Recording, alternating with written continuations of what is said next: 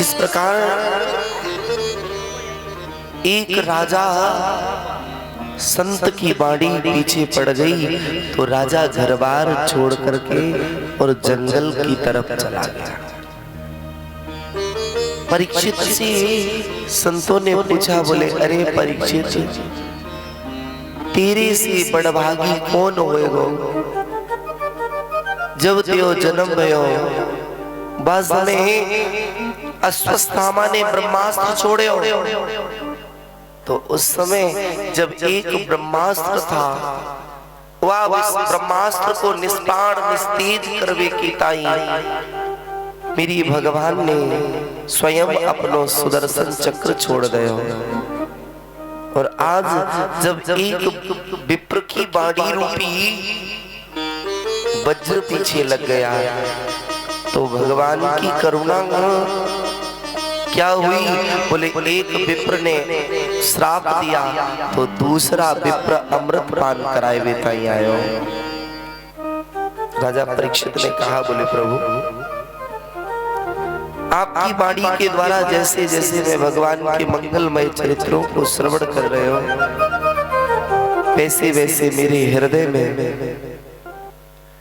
भगवान की चरित्रों को श्रवण करने की जो उत्सुकता है वो इतनी तीव्रता से बढ़ रही है, इतनी तीव्रता से बढ़ रही है कि बार बार मन ऐसो ही कर रहे हो कि मुझको सिर्फ भगवान की कथा पान करने को मिले।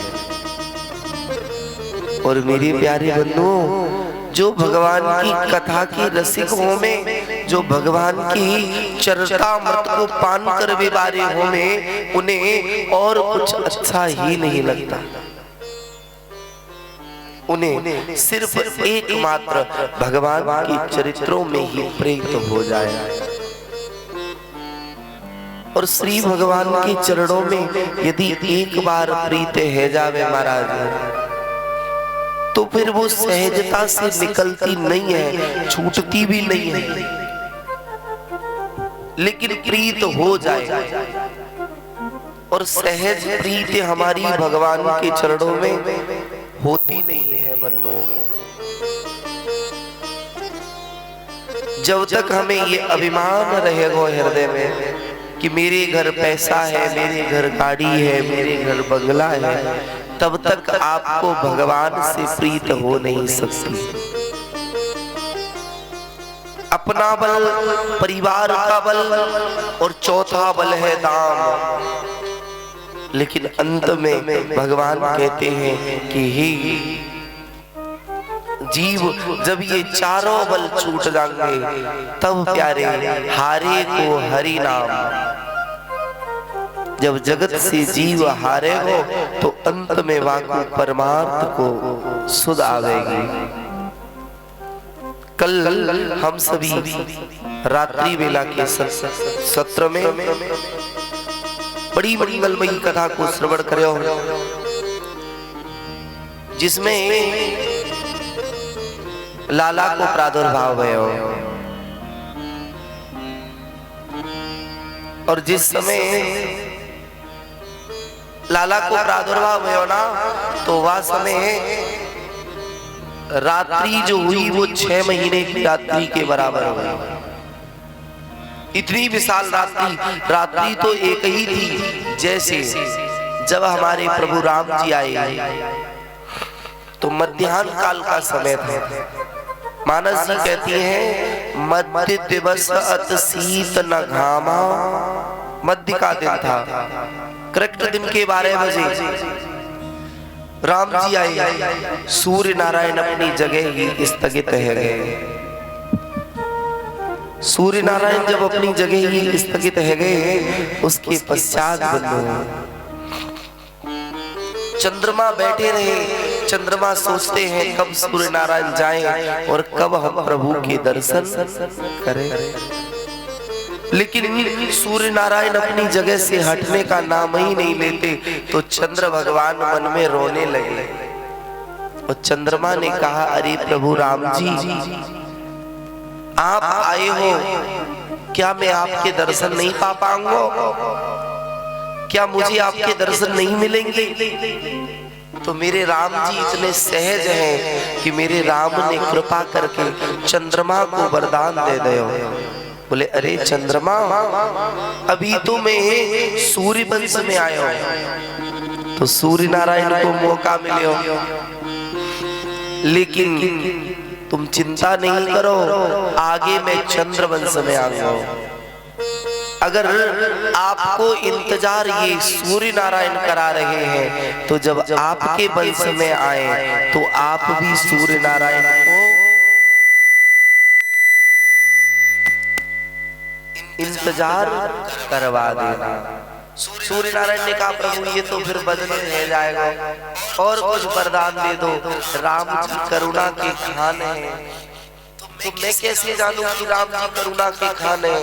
तो मेरे राम जी ने एक और वरदान दिया। बोले अरे चंद्रमा, जाओ मैं तुझे वरदान दे रहे हो, भले ही मेरा जन्म भयो है सूर्य वंश में, लेकिन मैं तो को वरदान दे रहे हो कि कोई भी मोकू अगर बुलावे हो तो मेरे नाम के पीछे तेरे नाम को लगा दे। इसीलिए कभी भी कोई ये नहीं कहता है राम सूर्य भगवान की जय। किसी ने कहा आज तक? क्या कहते हैं? राजा रामचंद्र भगवान ये हो। हेलो चाय जब चंद्र तब लगा, हेलो वरदान भगवान ने दिया कि मैं तुम्हें अपने नाम के पीछे अवश्य नहीं लगाऊंगा। त्रेता के जितने भी भगवान के कार्य थे वो सभी कार्य परमात्मा श्री कृष्ण ने संभाले। बंधु इस समय बाबा के यहाँ पर लाला को प्रादुर्भाव और रात्रि कथा आपने श्रवण कर। लाला गोकुल में आए तो 85 वर्ष की अवस्था है ये मैया की। 85 वर्ष में कोई चोरा चोरी भयो ना, तो 85 वर्ष में लाला लाली है गए। मैया सोचने लगी अब मैया की कोड़ी पर तमाम सखियां, इतनी भीड़ मैया कहा करे तो तू जावे इधर जावे। सखियां दौड़ दौड़ करके आती हैं और महाराज मैया के यहाँ बधाई लेती हैं और अपने घर के लिए चली जाती हैं। मैया ने चंदन को पालना डाले, उसमें श्री ठाकुर जी थे, गोपियां, और ये गोपी जो है ना कई तो देवियां प्रभु जी गोपियों का रूप धारण कर करके प्यारे आ रहे हैं। गोपियां बन करके आती है सुंदर सी। एक समय की बात कि एक गोपी को नयो विवाह है। वह गोपी बोली मैया, और घर में सासू मैया की चलता, तो सासू से डर की वजह से कहने लगी बोले अरे मैया, मन में ऐसे रह रहे हो कि मैं उस यशोदा के लाल को देख के आ जाती बाकी बॉडी पर। सासू मैया कहने लगी बोले अरे तू नहीं जावे तो बाकी यहाँ कोई फंक्शन नहीं होएगा का? अरे बड़ी बूढ़ी को काम हो गए, क्या बुलावा चलावा में जाना नहीं बहुए कहूँ नहीं जामे, चुपचाप घर नहीं रहे, घर नहीं। मेरी प्यारी अब नई बहू बेचारी सासू की बात मान गई, और सासू की बात मान करके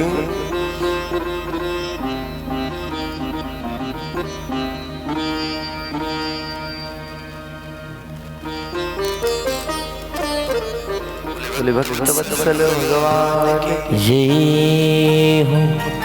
अब उस बेचारी सोचने लगी बोले क्या करना चाहिए। तो बेचारी ने बोले बूढ़ी तो बननी है, सासू मैया की ठंडा हाथ ले लो। और भीड़ में सोचने लगी बोले भीड़ में जाऊंगी और सासू मिलेगी नहीं। और सासू मैया होंगे ना, सास का एक तो वो होती है प्यारे जो अपनी बहू को कैसे रखती है। जिस प्रकार राजा दशरथ के यहाँ जब चार वधुएं आई तो राजा दशरथ ने मैया कौशल्या से प्रश्न किया, बोले देवी जो तुम्हारे यहाँ बहू आई उसे कैसे रखोगी। तो कौशल्या मैया ने कही, बहू लड़कनी परी घर जा, बहू लड़किनी परे घर जाए।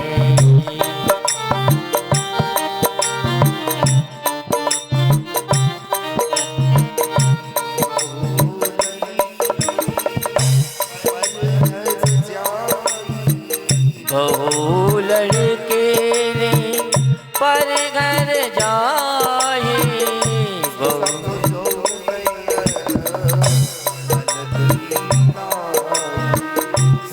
जो नैन पलक की राही, जय दिया राम जय जय दिया राम, जय दिया राम जय जय दिया राम। बहू लड़किनी पर घर जाई, या तो समझो या राखो नयन पलक की।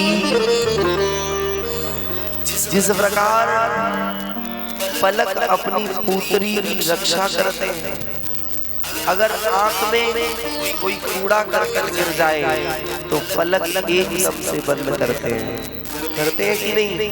ऐसे ही मेरी प्यारी मैयाओं, बहू से कोई गलती है जावे और बहू की तुम्हारी कितनी भी नाचा चाची है जावे, लेकिन घर के बाहर अपनी बात कभी आने नहीं देना। यदि घर की बात बाहर आ गई तो फिर प्यारे तुम्हारे संस्कारों का कोई महत्व नहीं है। और बहनों से भी निवेदन है कि घर के अंदर तुम्हारे क्या चल रहा है इसे कभी घर के बाहर रोड पर नहीं लेके आना। अगर अंदर चार आंसू भी आ रहे हो तो बाहर जब निकलो तो मुस्कुरा के निकलो, ताकि लोग ये समझें वैसे तो दुनिया सभी दुखी है। जो बढ़िया लग्जरी कार में घूम रहे हो, जो बढ़िया बढ़िया होटल में बैठे हैं, और उनके पास में बैठ करके देखना प्यारे तो वो आपसे ज्यादा दुखी होंगे, क्योंकि यह संसार में कोई सुखी नहीं है। कोई तन दुखी, कोई मन दुखी, कोई धन बिन रहे दुख उदास, थोड़े थोड़े सब दुखी, सुखी राम दास। किसी के पास धन नहीं तो धन के लिए दुखी है, और किसी के पास धन है तो वो धन से दुखी है।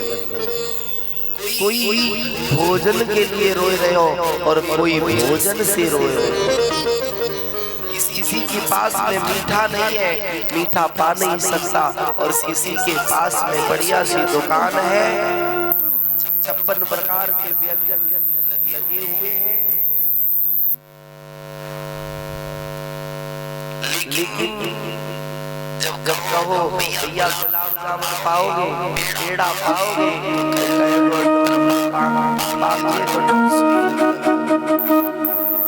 क्योंकि रखा तो सब कुछ है, लेकिन बंधु भगवान ने अंदर गला रोक रखा है। डायबिटीज बढ़ेगी तो और आप सेठ जी के यहाँ व्यवस्थाएं सब है, लेकिन पा क्या रहे हैं, बोले फुल्का और मूंगी दाल का पानी। पैसा इतना है कि जिसकी कोई गिनती नहीं, और जब शाम को सोते हैं तो 4 नींद की टेबलेट खा करके भी नींद नहीं आती। इससे अच्छा तो स्वतंत्र जीवन है। एक किसान खेत में काम करे हो, सारे दिन काम कियो, दोपहर को समय भयो, घर से रूखा सूखा आया, उसे पाया और पाकर के किसी वृक्ष की छाह में जरा सी हवा लग गई तो महाराज सरा में हाथ रख लिया और नींद आ गई। और एक डबल बेड पर सुंदर से गद्दे पर पड़ा है, एसी पूर्णतः कूल कमरे को कर रही, लेकिन फिर भी उसको निद्रा नहीं आ रही। जीवन में संतोष और शांति होना परम आवश्यक है। आज हमारे यहाँ शांति भी नहीं है जीवन में और संतोष तो रहा ही नहीं है। जिसके अंदर संतोष हो गया उसके अंदर फिर परमात्मा कहीं दूर है ही नहीं। लेकिन कहने के लिए हम लोग कहते हैं भैया हम बड़े संतोषी हैं, बड़े संतोषी हैं, लेकिन हमारा संतोष कब असंतोष में बदल जाएगा इसका पता नहीं लग सकता। संतोषी होना बड़ा कठिन है बंधुओं। संतोषी हो जाओगे तो तुमसे कोई 4 गालियां भी दे जाएगा तुम सुन लोगे। भक्ति अगर तुम्हारे घर में है, तुम्हारे अंदर अगर भगवान की कृपा है तो उसके 8 लक्षण बताए हैं संतों ने। 8 लक्षण कौन कौन से हैं कि भगवान की कृपा है या नहीं है, या हम भक्त बन पाएंगे या नहीं, इसके 8 लक्षण हैं। सबसे पहला लक्षण है अपने अवगुणों का बखान करना और दूसरे के गुणों का बखान करना। ये हमें से किसी के अंदर नहीं होगा। हम लोग अपनी तो प्रशंसा करना चाहते हैं और सुनना भी चाहते हैं, लेकिन दूसरे के प्रशंसा नहीं सुनना चाहते। दूसरे के अवगुणों का बखान हम अपनी जिज्ञा से दिन रात करना चाहते हैं। किसी के तरफ अगर आप उंगली करोगे कि भाई तू गलत है, तो ये एक उंगली उसकी तरफ जाएगी, उससे पहले 3 उंगलियां हमारी तरफ आएंगी। इसका मतलब वो 1% गलत है और हम 3% गलत है। आज हम लोगों की स्थिति ये है कि हम लोग अपने 3 अवगुणों को छिपा करके दूसरे के एक अवगुण को ढूंढते फिरते सोचते हैं बोले इसकी एक कमी मिल जाए फिर इसे समाज में नीचा दिखा दे। आचार्य संत कहते हैं बुद्ध मैया गई तुम्हारा सासू मैया तो सासू मैया, अब सासू मैया की जो दृष्टि होवे वो बड़ी तेज हो गए। एक तो सासू मैया और दूसरी चील, एक ही कारण है। सासू देख ले कि बहू जा रही, अब तो पुराने जमाने की ये बातें है गई।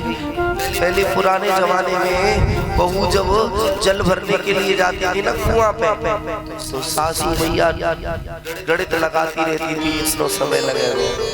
तो जरा सो समय बढ़ गयो, चोरी काम में गई थी, तो कोई पड़ोस वाली आ गई, उसने शिकायत की होगी बहू को, अरे भैया चिंता नहीं करो, आज की लालियां सीख पढ़ के आती है पहले से, उन्हें सिखाने की आवश्यकता नहीं है।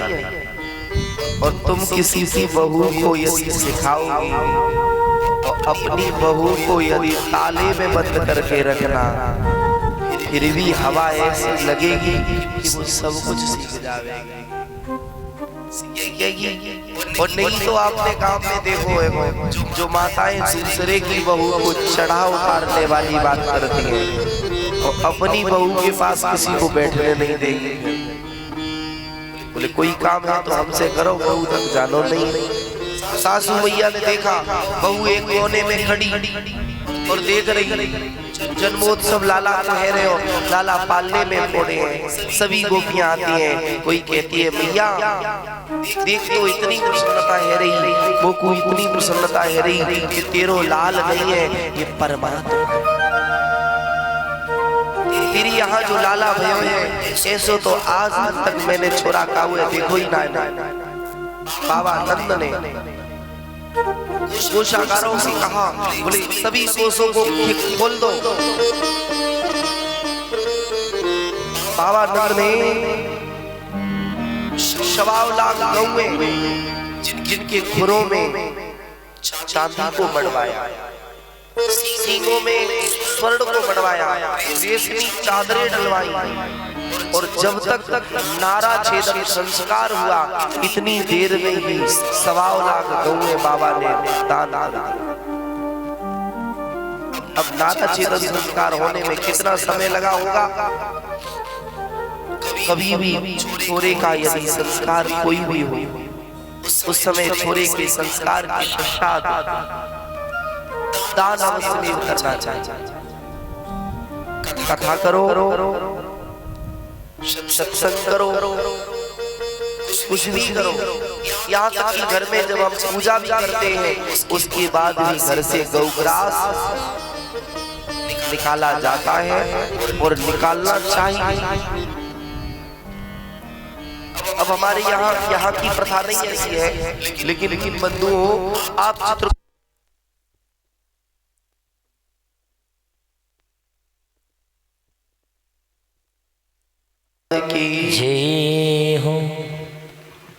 कंस ने कहा, बहन तू मुझे कल परास्त कर रही हो तो आज कर दे, यहाँ तक कि तू मेरे सर को काट करके और अपने चरणों में रख लेगी तो भी मैं तुझसे कुछ नहीं करूंगा, क्योंकि तू एक स्त्री शरीर में है।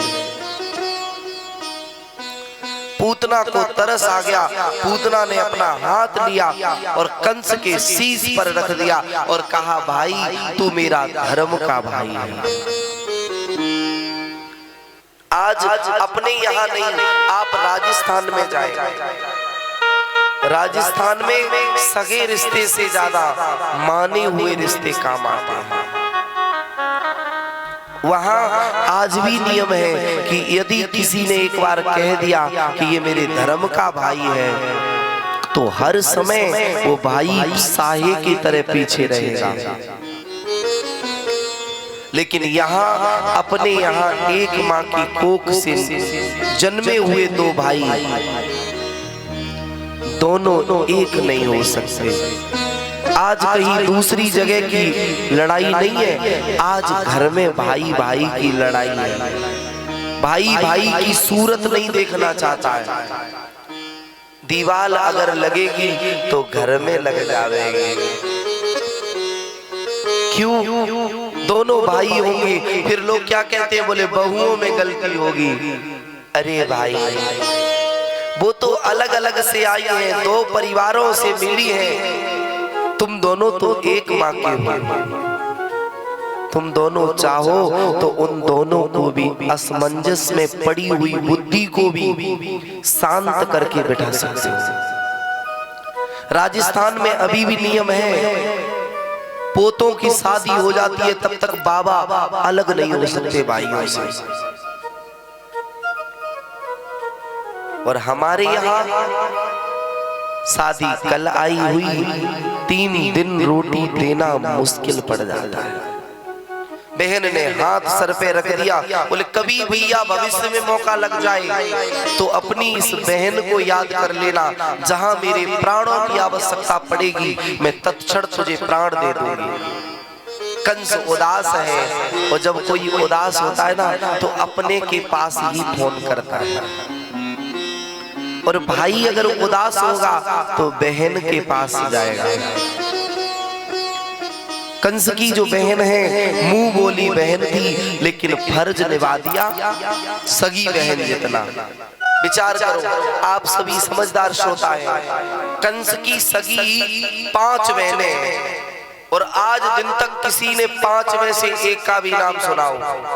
लेकिन पूतना सगी बहन नहीं है, और फिर भी पूतना का नाम सबने सुन लिया। कंस 8 और भाई थे कंस के। बताओ 8 में थे, कितने लोगों ने 8 के नाम सुने? नहीं सुने। क्यों? क्योंकि कर्म जब हम करते हैं समाज में, भाई अगर अकेला है तो भाई को चाहिए कि वो कंधे से कंधा मिलाकर के जब चलेगा तभी तो उसे जाना जाएगा। पूतना ने कहा, अरे भैया उदास क्यों है तू? कंस ने कहा बहन तो को का बताऊं? बोले का? बोले मैंने बहुत प्रयत्न किया लेकिन मेरा काल फिर भी न बच सका। और पूतना की जो संज्ञा है ना वो भागवत जी में अलग ढंग से दी गई है। कंसेन प्रियता घोरा पूतना बाल घातनी। पूतना को राक्षसी भी नहीं कहा गया, पूतना को स्त्री भी नहीं कहा गया, पूतना बाल घातनी, जो बालकों की हत्यारनी है, बालकों का भक्षण करने वाली है, ऐसी देवी को बाल घातनी कहा गया। मेरे प्यारे, पूतना ने कहा भैया तो तू परेशान क्यों है रहे हो? बोले क्यों बहन? बोले मेरी जैसी बहन हो करके तुझे परेशान है वे की कोई आवश्यकता?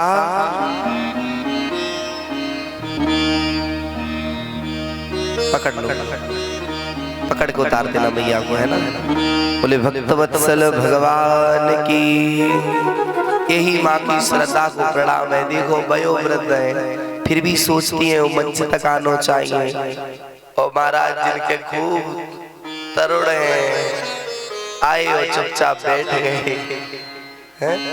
उन्हें ऐसा लगता कहीं ऐसा तो नहीं कि भागवत जी पकड़ के कहे बोले आओ कहीं पकड़ ले तो हाँ पकड़ ही ले, कोई वो नहीं है भागवत जी का।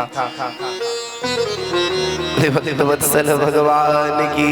पूतना ने कहा भैया तू चिंता नहीं कर, मैं आज से 15 दिन पीछे के जो भी लाला लाली होंगे उन सभी का भक्षण करके जाऊंगी।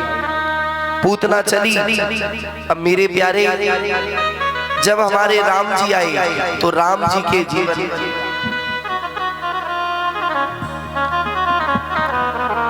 राम जी के जीवन में सबसे पहले राम जी ने किसका वध किया? तो महाराज मानस जी में पहली नारी आई ताड़का। कौन आया? ताड़का। मानस जी कहती हैं एक ही बाण प्राण हर लीना, दीन जानती निज पद दीना। और ठाकुर जी के जीवन में पहली स्त्री आई वो है पूतना। पूतना ने पहले के दैत्य जो होते थे ना वो भगवान की पूजा करके इतनी ही रिद्धियां सिद्धियां पा लेते थे कि जब चाहे जैसा चाहे वैसा रूप बना सकते थे। पूतना सुंदर सी बन गई। दो नारियां हैं प्यारे, एक सुंदर बनी और एक जैसी थी वैसी बन करके गई। दो नारियां मानस जी में भी हैं और दो नारियां भागवत जी में भी हैं। और दोनों ने परमात्मा को पाना चाहा लेकिन अंतर दोनों में रहा। वैसे राम जी को मानस में प्यारे 27 नारियां हैं। कितनी नारियां हैं? 27। और 27 से 5 नारियों ने प्रभु राम को चाहा। 5 नारियों ने राम जी को चाहा लेकिन 5 में से प्रभु ने, और कन्हैया को तो जिसने जिसने चाहा कन्हैया ने उन सबको ही वरदान ठीक से दिए। राम जी के जीवन में 2 नारियां कौन आई? एक बनावटी बन करके आई और एक जैसी थी वैसी बन के आई। तो मेरे बंधुओं, मेरी माताओं, भगवान को कभी ऊपर के दिखावे से कोई लेना देना नहीं है। भगवान को सिर्फ अंदर की सुंदरता चाहिए।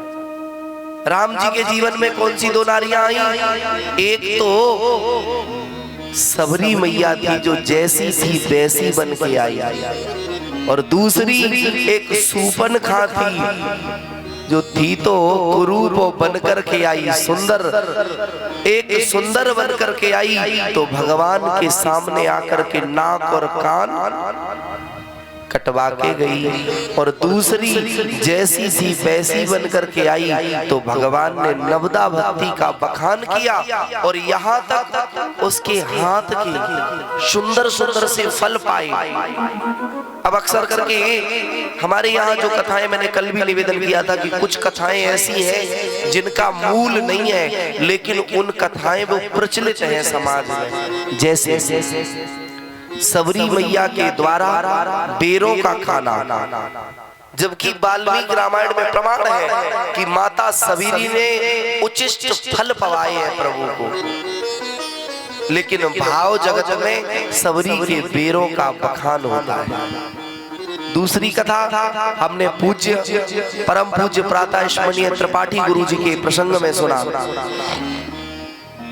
कि अक्सर करके आप सभी ने, कल भी हमने निवेदन किया था कि भगवान कृष्ण ने जब शिशुपाल को मारा तो उनकी उंगली कट गई या उसमें छिद्र था तो वो छिद गई, तो द्रौपदी खड़ी थी, उसने चीर फाड़ा और बांध दिया, तो इससे भगवान ने कहा तुम्हारा चीर बढ़ाएंगे। इस कथा का भाव जगत में है, लेकिन इसका मूल कहीं भी नहीं है।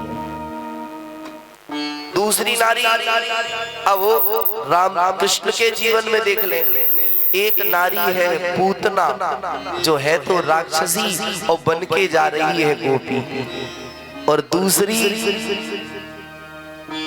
कल की कथा में आप श्रवण करेंगे कि दूसरी नारी है कुब्जा, जो प्रभु को कुबड़ेपन से रिझाने गई, लेकिन भगवान ने बाहरी सुंदरता न देख करके अंदर की सुंदरता देख करके उसके हाथ से चंदन लगवाया। पूतना बनी सुंदर और चलने लगी। हमने एक बड़े सिद्ध संत से सुना कि यहाँ तक भगवान स्वयं ही एक संत के रूप में आए, पूतना से कहा श्रृंगार करके जाओ। पूतना सज करके गई, और जैसे ही पहुंची महाराज गांव में जावे तो 2-4-10 दिन पहले के जो भी लाला लाली हो में सबको भक्षण कर जावे। चलती गई, इधर गोकुल में एक सखी आए, 4 जाएं, 4 आ रही, 10 जाएं, ये स्थिति है रही। और जो भी पूतना को देखे एकदम मानो टकटकी लगा के देख के रह जाए, बोले इतनी सुंदर पूतना, इतनी सुंदर पूतना, ये कहां से, देवलोक से कोई अप्सरा तो नहीं आ गया? किसी ने पूछा, अरे भैया कहां से आई है तू और कहां को जावेगी? अरे ग्वाल वालों, मैं यशोदा के दूर के रिश्ते की बहन हूं। तो गोपवाल कहने लगे फिर तो मेरी मौसी है गई हो। बोले हाँ, और प्यारे गांवों में लोग कहे ना कि मौसी माँ से बड़ी होती है। कुछ रिश्ते हमारे यहाँ ऐसे हैं जिसमें माँ, मौसी, मामी, बुआ ये एक कोटि में ही आते हैं प्यारे। अगर माँ में एक बार माँ है तो मामी में 2 बार माँ आता है। ये सभी एक कोटि के हैं। जितनी इन माँ की करुणा हमारे ऊपर होती है, उतनी ही प्यारे मौसी, किसी किसी घर में माँ जब नहीं रहती है तो मौसी बच्चों को पाल करके किनारे लगा देती है। अब मौसी बन गई पूतना, और पूतना का भाव क्या था कि पूतना ने स्तनों में लगाया था विष। कल की कथा में आपने सुना था कि रतनमाला ने यही कहा था कि ऐसा छोरा मेरे होगा तो उसके हम पहले दुग्ध पिलाएंगे, फिर बाकी जहर पिलाएंगे। तो महाराज मौसी तो जीवन दान देती है। जैसे ही आई बोले अरे मौसी, बोले कहाँ जावेगी? बोले यशोदा की पौड़ी पर। यशोदा काम में लगी। पूतना गोपी के भेष में बोली, बोले अरे यशोदा देखते छोरा को जन्म भयो तो मैं तो बावरी सी हो गई हूँ, मैं भागती वही चली आई हूँ। बोले अरे बहन तेने बड़ी कृपा करी, या में मेरो का है, ये तो तेरो ही छोरा है, वो देख पालना में पड़े हो बाकू ले ले। पूतना आई और पूतना ने भगवान को लयो, और जैसे ही भगवान को लयो पूतना ने कही अरे यशोदा? बोले हाँ। बोले मैंने एक संत की बहुत सेवा की। बोले अच्छा? बोले हाँ। बोले वह संत ने मोह को वरदान दयो कि मैं जाकऊ की छोरा को आशीर्वाद दे दूंगी वो फले हो। बोले तो मैं छोरे दे दे। सो पूतना ने हाथ लियो और भगवान के सर पे फिरायो, बोलो चिरंजीव भव। अब पहले ही आशीर्वाद दे चुकी है चिरंजीव जीविता का, भैया प्रसाद लेके जाओ, अरे भैया प्रसाद लेके जाओ। चिरंजीवता का पहले ही वरदान दे दिया और स्तन लगाए भूल गई। जब किसी का सुंदर सा छोरा हो, आप यदि भले ही बस में जा रहे हो और कोई बालक बालिका ऐसे होवे कि वे आपको देख के तुरंत ही मुस्कुराए हुए लगे, और जैसे ही मुस्कुराए हो आप जरा सा मुंह मुस्कुराने का बनाए कि वो तुरंत आपके ऊपर आता है। तो भगवान की मुस्कुरान को देख करके पूतना भूल गई कि मैं कंस को वचन दिया था कि उसे मारूंगी, लेकिन भाव में आकर के पूतना ने हाथ रख दिया। और कभी कभार भाव के कारण बड़ा ही सही भी हो जाता है। पूतना ने कहा अरे ये सोदा, बोले हाँ, बोले मेरे दुग्ध में वो तासीर रह गई है कि मैं जिस किसी को अपना अमृत समान दुग्ध पिलाती हूँ वो जीव अमर तो होएगो ही होएगो, लेकिन उसका समाज में यश होगा। भैया ने कही अरी बहन तो विलंब क्यों कर रही है, मैं छोरे पे बात है फिर। और मैया किसी कार्य में लग गई। श्री ठाकुर जी को लेकर के पूतना सोचने लगी बाहर जाऊं, अब पूतना दुग्ध पान करा रही है। जैसे ही दुग्ध पान कराया श्री ठाकुर जी ने सोचा बोले इसमें तो विष लगा है, सो ठाकुर जी ने नेत्र बंद कर लिए। नेत्र बंद करने के एक दो भाव नहीं है, कई एक भाव भागवत जी में दिए गए हैं। भगवान ने नेत्रबंद क्यों किए? एक संत ने कहा भगवान ने नेत्रबंद इसलिए किए कि भगवान ने सोचा पूतना ने इस जन्म में तो कोई पुण्य किया नहीं है, शायद इसने अपने पूर्व जन्म में कोई पुण्य किया है क्या, तो इसके पुण्यों का खाता देख रहे हैं भगवान। एक संत ने कहा ये ठीक नहीं है। भगवान ने नेत्रबंद इसलिए किए, भगवान ने सोचा जो स्तनपान कराता है वो तो माँ होती है, और माँ होने का वरदान मैं तो देवकी को दे चुका हूँ, यशोदा को दे दो, लेकिन ये पूतना मुझे दुग्धपान करा रही है तो मैं इसे कौन सी गति प्रदान करूं, इसलिए भगवान ने नेत्रबंद किए।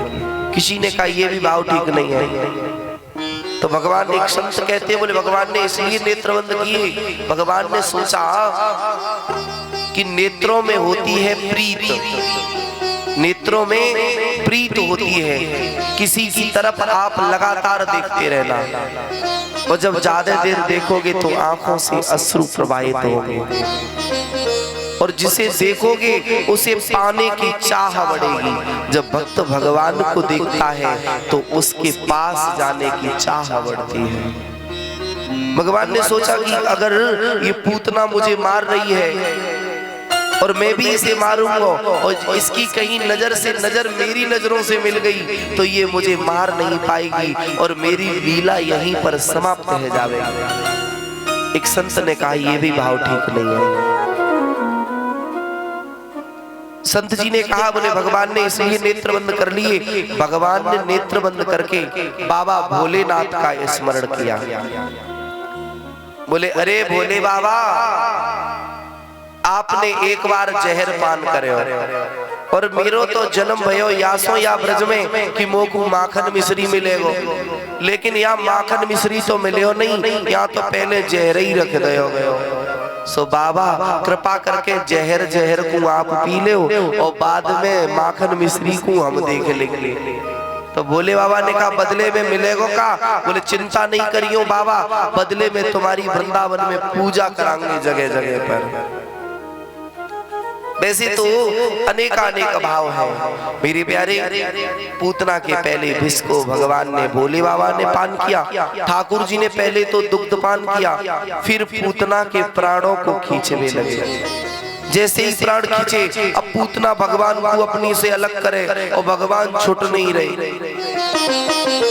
पूतना पूतना भागी और भगवान चिपटे ही है शरीर से, पूतना अलग कर रही है। भगवान ने मुस्कुरा के मानो इशारे में कहा, अरे मौसी पहले तो मैं काउए पकड़ू नहीं और एक बार जाकू पकड़ ले बाकू फिर पल्ली पार करे बिना छोड़ू नहीं। ये तो दुनिया वालों के काम है कि तुरंत तो कहेंगे आई लाइक यू और तुरंत कह देंगे आई हेट यू, समय नहीं लगेगा।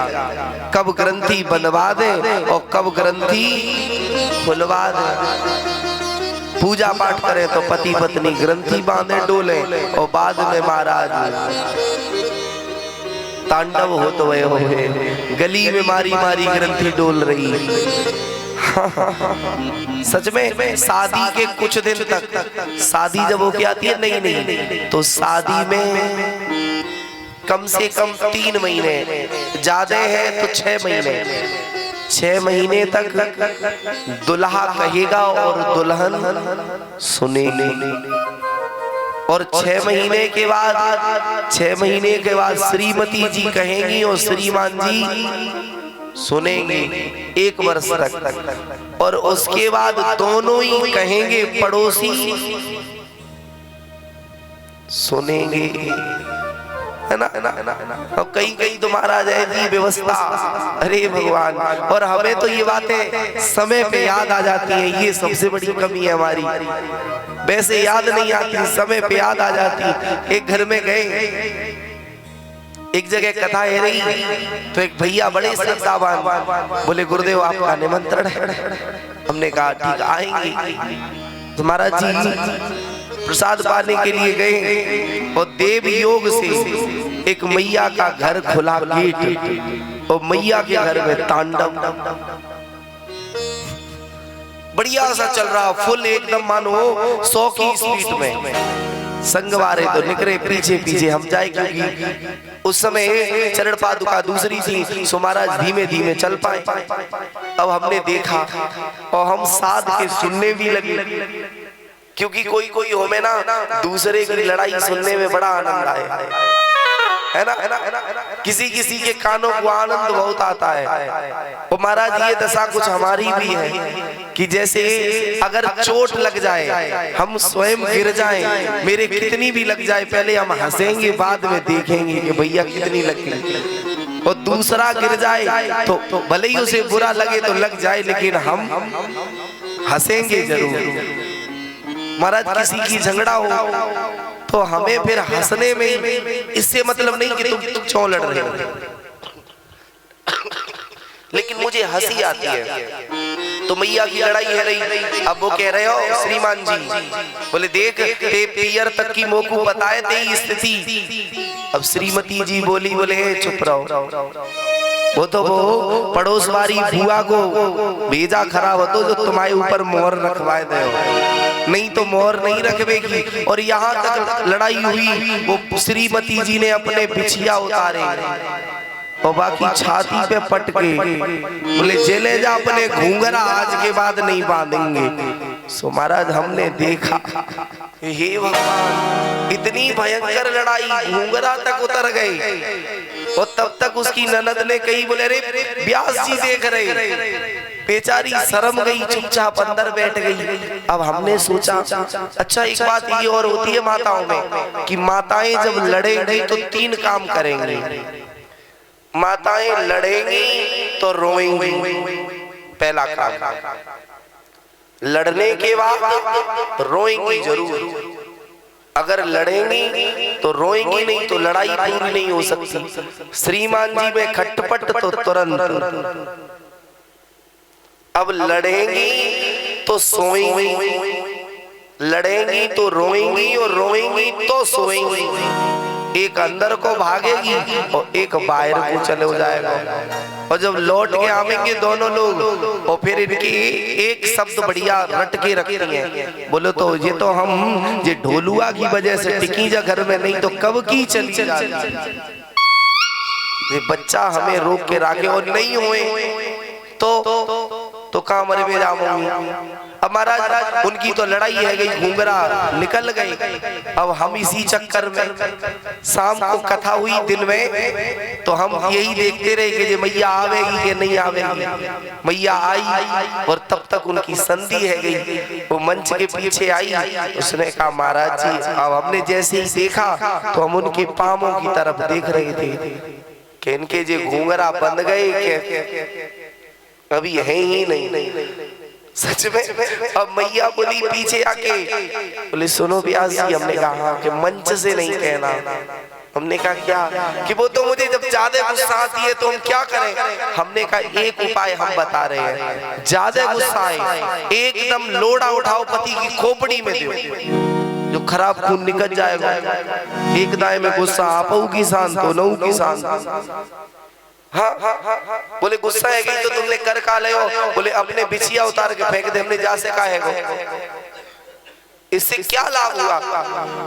कहने का से मेरा है कि जब लड़ाई होती है ना तो पड़ोसी जरूर फिर मजा लेने के लिए आते हैं। और कभी भी लड़ाई हो ना आपस में तो तीसरे को नहीं लाना। तीसरा आएगा तो वो तुम्हें पूछेगा बाद में, बाकू पूछेगा आएगा, फिर दो बातें मिलाएगा उसमें, क्योंकि नमक मिर्च में सारा मिलना ही पड़ेगा। और मिलेगा नहीं तो लो बाकू आनंद नहीं आवेगा। सच में दो के बीच में तीसरा नहीं आना चाहिए। एक जगह लड़ाई है, सो एक ने कही भैया तेरे 3200 दांत तोड़ देंगे एक तमाचे में, और तब तक दूसरो वारो खड़ो तो बीच वारो। बोले ऐसे कैसे तोड़ दोगे बगे दांत, है आसान है गए का। वो सज्जन था, वो जान गया। बोले जी लड़ाई होती नहीं है, कराना चाह रहा है। बोले एक तमाचे में 64 दांत तोड़ देंगे तेरे। सो बीच वाले ने कही भैया 32 में 64 कैसे? बोले 64 ते पहले तोड़ेंगे जो तू तोड़वाए रहो बीच में। किसी की लड़ाई में पड़ना ना चाहिए। अब पूतना भगवान ने कहा अरे मौसी एक बार तूने मुझे पकड़ लिया तो अब मैं तो कुछ छोड़वे वारी नहीं हूँ। पूतना के प्राणों को भगवान ने खींचा। अंत में जब पूतना गिरी तो कई एक वृक्षों को नीचे दबा दिया। और ठाकुर जी पूतना के बच्चे स्थल पर बैठ करके कीड़ा कर रहे हैं। किसी ने मैया यशोदा से कहा, बोले अरे यशोदा, अरे नंदरानी, कि वो लाला पता नहीं कहाँ गए हो। मैया ने कहा अरे हे यमुना महारानी, हे मेरी कुल की देवी, ये कहाँ है गए हो? मेरो छोरा इतनो सो मलूक छोरा कहाँ गए हो? एकदम से भागी मैया, मैया तो बावरी है गई। किसी ने कहा अरे भैया देख बहुत बड़ी राक्षसी है, बाई के ऊपर तेरो छोरा कीड़ा कर रहे हो।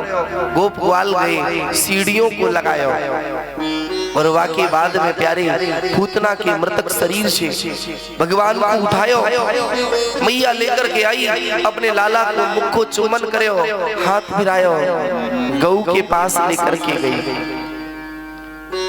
गऊ के पास ले जाकर के गऊ के चरण की जो मिट्टी है वो धूली उठाई गौशाला से, अपने छोरा के ऊपर उतारा किया।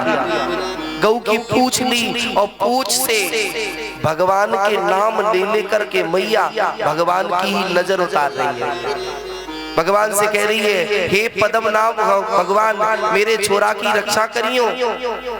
हे शेषनाग जिनकी ही जो शेष सैया पर निरंतर वास करते हैं श्री हरि विष्णु भगवान मेरे छोरा की रक्षा करियो। और भगवान मन ही मन में मुस्कुरा रही है, अरे मैया तू मेरे ही नामन को ले लेके मेरे को ही झाड़ा लगा रही है। और कभी भी छोरा छोरियों को नजर लगे तो महाराज गौशाला में जाएं और देसी गौ की पूंछ से झाड़ा करें, कभी नजर नहीं लग सकती। ठाकुर जी आए, मैया ने अपने आंगन को लीपा गौ के गोबर से, तिल के पहाड़ बनाए और पहाड़ बना करके विप्रन को दान में दे। पूतना के शरीर के छोटे छोटे टुकड़े करके यमुना के किनारे सुंदर सी चिता बनाई।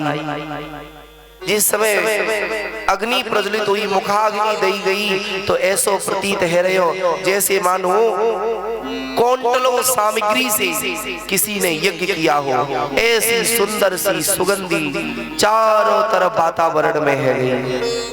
राजा श्री परीक्षित ने पूछा, बोले प्रभु मेरी ये समझ में नहीं आ रहे हो कि पूतना जैसी ही दुष्ट के अंत्येष्टि के बाद इसकी शरीर से इतनी बड़ी सुगंधी क्यों आई।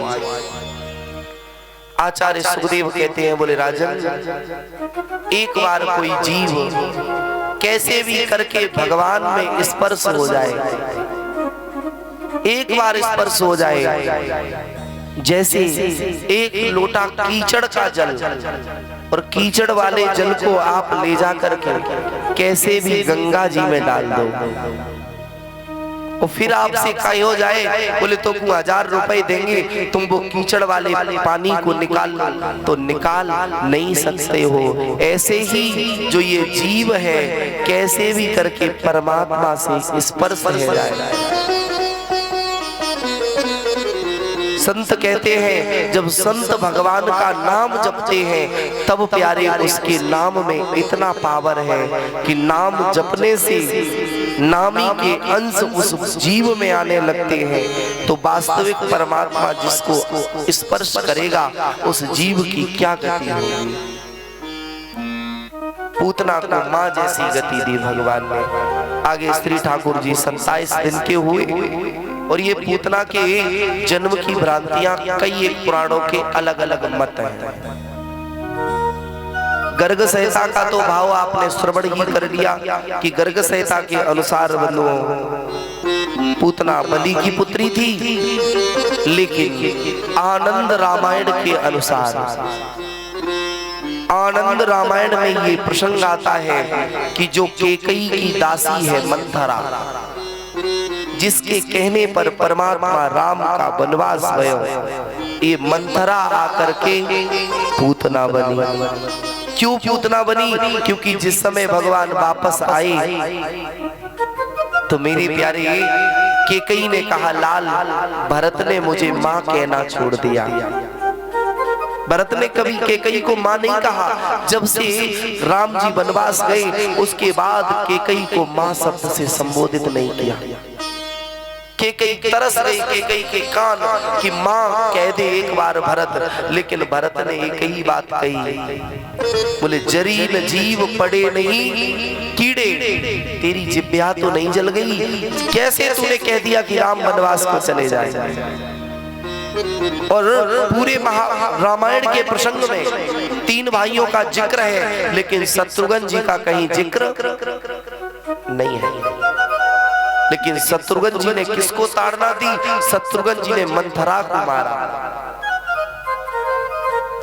शत्रुघ्न जी के नाम का जो जीव स्मरण करता है उसके कोई शत्रु नहीं रहते। जिसके ज्यादा शत्रु हो वो शत्रुघ्न जी के नाम का स्मरण कर ले।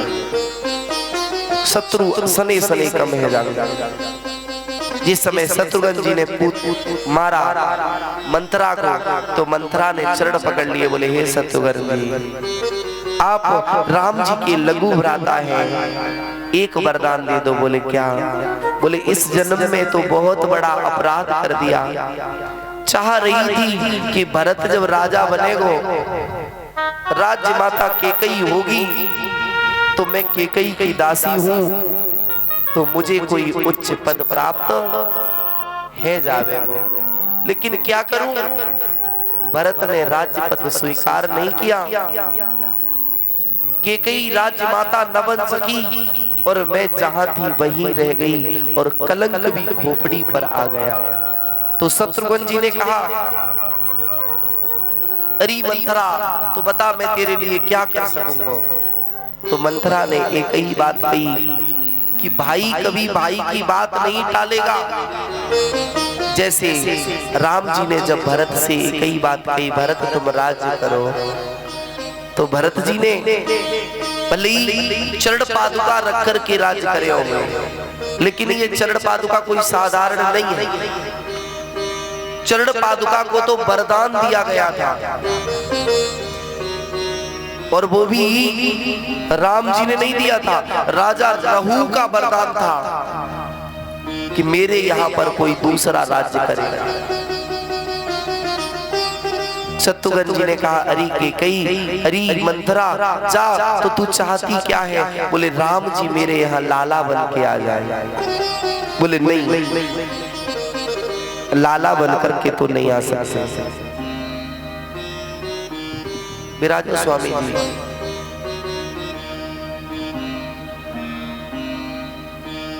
लाला बन करके तो नहीं आ सकते। बोले क्यों?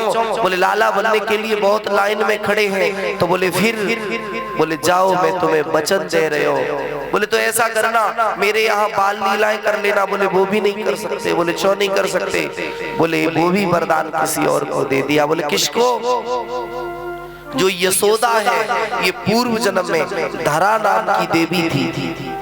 यशोदा ने पूर्व जन्म में धरा होते समय अपने दोनों स्तन संतों की सेवा के लिए कटा दिए थे। तो भगवान ने कहा अगले जन्म में तेरे यहाँ कीड़ा करने आ जाऊंगा। बाबा नंद पूर्व जन्म में द्रोण नाम के बसु थे, जिन्हें संतों ने आशीर्वाद दिया। तो ये द्रोण और धरा दोनों यशोदा और बाबा नंद बने आकर। मंथरा ने कहा अरे शत्रुघ्न जी तो क्या करेंगे? बोले एक जगह खाली है। बोले क्या? बोले तुम्हें राक्षसी बनना पड़ेगा, क्योंकि तुम्हारा स्वभाव है। यहाँ तो राम को तुमने महलों से निकाला है, लेकिन अब की बार जब तुम बन करके आओगी तो राम को जिंदगी से निकालने का प्लान होगा। मंथरा ने कहा अरे शत्रुघ्न जी, मैं राम को मारने नहीं आऊंगी, मैं तरने के लिए आऊंगी। यहाँ तुम्हारे हाथों से डंडे खाने से अच्छा था हम राम जी के हाथ मारी जाए। यही मंथरा अगले जन्म में महाराज पूतना बनी तो विष लेकर के आई तो थी प्रभु को मारने के लिए, लेकिन खुद तर कर के चली गई। प्यारे, आदि पुराण का भाव है, अन्य अन्य पुराणों के अन्य अन्य भाव है। आदि पुराण का भाव है कि पूज्य ऋषि संत कक्षभान जी की पत्नी, इसका नाम है चारुमती।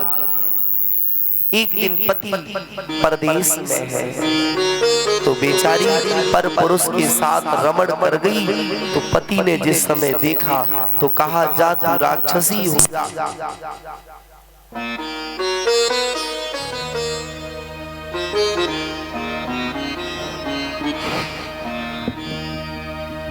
भक्तवत्सल भगवान की जय हो।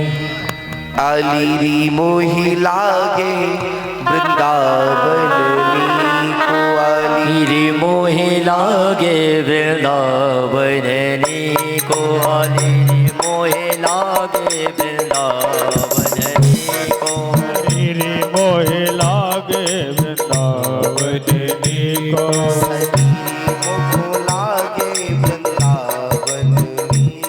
सखी मोही लागे वृंदावन को, नीको नीको नागो, नीको नीको लागे, हरि रे मोहे लागे वृंदावन को, हरि रे मोहे लागे वृंदावन नीको।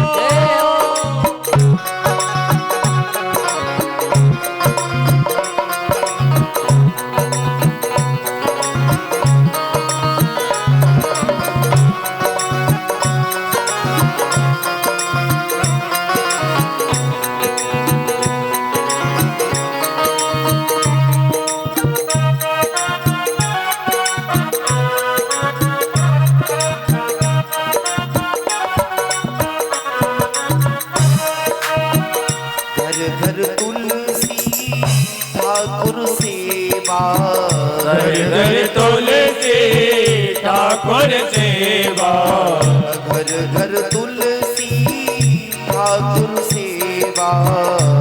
घर तुलसी ठाकुर सेवा, दर्शन गोविंद जी को सफीरी वृंदावन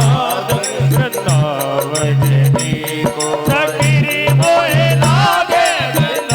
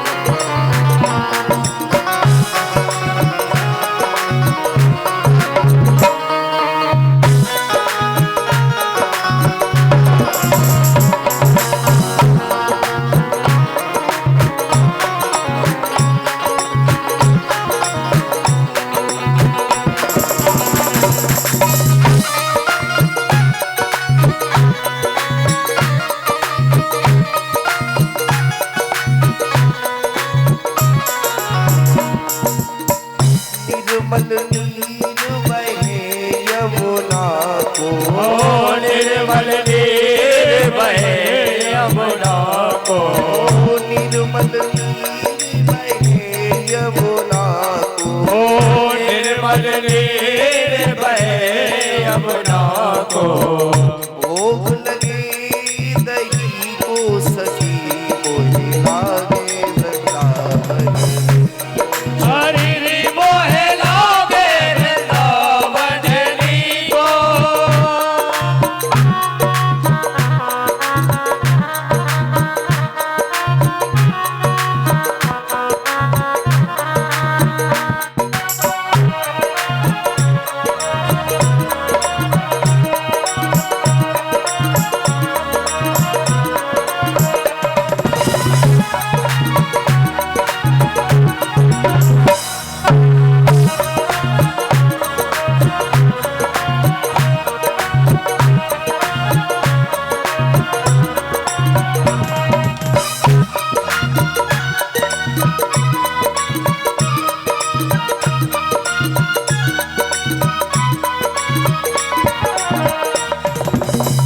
निधिवन सेवा कुंज दरस को, निधिवन सेवा कुंज दरस को, निधिवन सेवा कुंज दरस को, निधिवन सेवा कुंज दरस को। सुनिए यस हरि को सखी मोहे लागे वृंदावन को। सखी मोहे लागे वृंदावन नी को। हरि मोहे लागे वृंदावन नी को। नीको नीको नीको, नीको नीको नीको। ओ नीको नाम हरि को, नीको राम हरि को।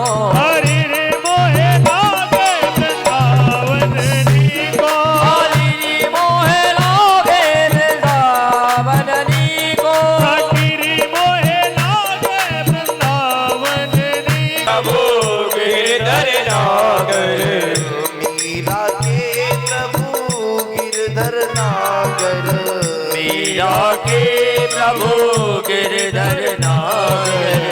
भजन बिना सब को सखी मोहे लागे वृंदावन को। सखी मोहे लागे वृंदावन नी को। सखी मोहे लागे वृंदावन को।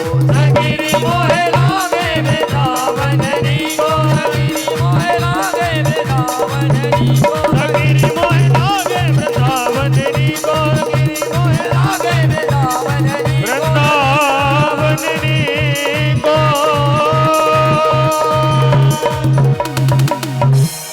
के वे हरिलाल की। आचार्य संत कहते हैं पूतना का उद्धार हुआ। तत्पश्चात मैया ने एक दिन अपने लाला को स्नान बनवाया और बना करके मैया ने पालने में पौड़ा करके ठाकुर जी को एक सकट रखे हो तो बाकी पास नीचे लिटाए दो। सकट बोले महाराज बैलगाड़ी को, क्या बोले सकट। सकट नीचे रखे हो बाकी नीचे छाया भगवान को पौड़ायो। और उसी समय शक्तासुर नामक एक दैत्य आयो। भगवान कि ऊपर बैठ करके उस सकट के भार को इतनो बढ़ायो कि महाराज वो पालने को दबावे लगे। और श्री ठाकुर जी अपने दाहिने पैर के जरा से अनुष्ठे से संकेत किया कि महाराज एकदम आकाश में गयो तो लौट के वापस नहीं आयो। विचार करियो, इसके शरीर से एक दिव्य ज्योति निकली जो परमात्मा में समाविष्ट हो गई। ये सक्सासुर जो है, ये प्यारे जो हिरण्याक्ष था, प्रहलाद का सगा चाचा, प्रहलाद के चाचा का छोरा था, नाम था उत्कक्ष। एक दिन लोमस ऋषि के आश्रम में पहुंचा तो लोमस ऋषि तपस्या कर रहे, इसने वहीं ऊपर बैठ करके वृक्ष पर कहीं से मांस लाया, खाया और हड्डियां वहां पर डाल दी। और संत जो होते हैं ना प्यारे, संत सहने का नाम है। जीवन में भक्ति करो तो तुम सहना सीख लो, और जिसने सहना सीख लिया प्यारे, वो जीवन में बड़ी ऊंचाइयों को पर जाएगा।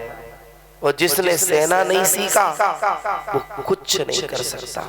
यदि एक पत्थर छेनी और हथौड़े की मार को सह नहीं सकता है तो वो मूर्ति बनकर के मंदिर में नहीं बैठ सकता है।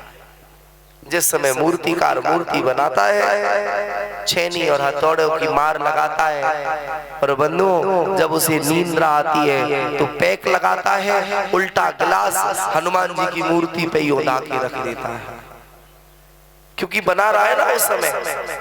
बाद में उसे खरीदने के लिए जब लोग जाते हैं, खरीदते हैं, फिर उसी मूर्ति को प्राण प्रतिष्ठा करा करके मंदिर में प्रतिष्ठित कर देते हैं।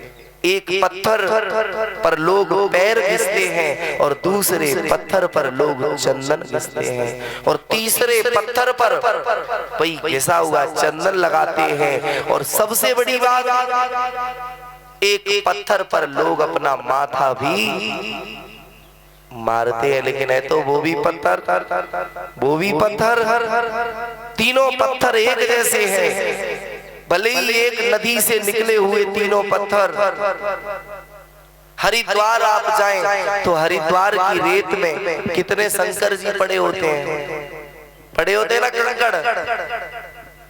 गंगा में स्नान करोगे तो पैर लगेगा, और कोई कोई उससे हाथ पैर साफ करेगा, और किसी की जब उसी पत्थर को लाएगा, प्रतिष्ठित करेगा, तो बाद में उस पर रुद्राभिषेक होता है। मानव जीवन एक ही है, इसे पैर धुलने के लायक बनाओगे, हाथ धुलने के लायक बनाओगे, या फिर समाज में कोई ऐसा कार्य करके जाओगे जो आप तो चले जाओ, ऐसी करनी कर चलो हम हंसे जग रोए। मेरे जाने के बाद लोग यदि कहें कि भैया समाज से एक प्रतिष्ठित आदमी चला गया। अब हम आपके सामने आपके क्षेत्र की एक बात रखें। गांव में आदमी तो बहुत होते हैं, लेकिन गांव में मौजूद आदमी कहीं एक दो ही होते हैं कि नहीं? आपके यहाँ से ताहापुर ज्यादा दूर नहीं है, आपके घर की व्यवस्था है, क्योंकि 2-3 किलोमीटर का रेंज है। ताहापुर में एक पूर्व प्रधान, सब लोग जानते होंगे, जानते थे ना, पूज्य श्रीमान जयसिंह पटेल जी। अब तो नहीं है, लेकिन जिस समय उनकी मृत्यु हुई ना, उसके 2 दिन बाद दास वहां आया, पता लगा, क्योंकि सज्जन थे, आई तो एक विधवा मैया उस गांव की हमसे कह रही, महाराज जी, हमने कहा क्या? 2 दिन हो चुके थे मिट्टी को लगे, और 2 दिन के पश्चात एक विधवा माँ कह रही कि अब मेरे गांव में कोई पुरुष नहीं रहा है। हमने कहा क्यों? है तो सभी। बोले नहीं, अब गरीबों की बात कहने वाला कोई नहीं है। अब अगर जिसकी लाठी उसकी भैंस होगी, लेकिन कम से कम वो इंसान ऐसा तो था जो पंचायत में बैठ तो जाता था। गांव में होते तो बहुत है, अब उससे उनके और भी भाई होंगे, क्या वो नहीं भोजन करते? वो भी उसी माँ के उदर से आए, उन्होंने भी भोजन पाया, लेकिन उन्होंने अपने शरीर को कसा, अपने कर्म ऐसे किए कि जाने के बाद भी लोग उन्हें याद करते हैं। और एक वो होता है कि जैसे मर गया, अर्थी में लोग आए और पीछे से कह करके जाए, अरे भैया बीमारी कट गई गाँव की, मरो सो मरो, आपत तो कट गई। पता नहीं कितने लोगों को परेशान करता रहा। मेरे प्यारे, शक्टासुर का वध हुआ, लोमस ऋषि ने श्राप दिया, राक्षस बना, भगवान की करुणा हुई तो भगवान की करुणा से इसका उद्धार हो गया। आगे बंधुओं, अघासुर आया, भगवान ने उसको भी उद्धार किया। तृणाव्रत आया, तृणाव्रत का भी उद्धार हुआ। तृणाव्रत के पश्चात प्यारे, अब भगवान का नंबर आया नामकरण संस्कार का। श्री ठाकुर जी के जो कुल के पुरोहित हैं, क्योंकि बाबा नंद के पुरोहित अलग अलग और वसुदेव जी के पुरोहित अलग अलग। हमारे यहाँ एक कुल का आचार्य होना चाहिए, सबके यहाँ होते ना कुल पुरोहित जी, जो अमावस्या के दिन आए या पूर्णिमा के दिन आए, वो कुल पुरोहित हो में। सो महाराज कुल पुरोहित हैं गर्गाचार्य जी, जिन गर्गाचार्य जी ने गर्ग सहिता का निरूपण गीता प्रेस गोरखपुर से किया।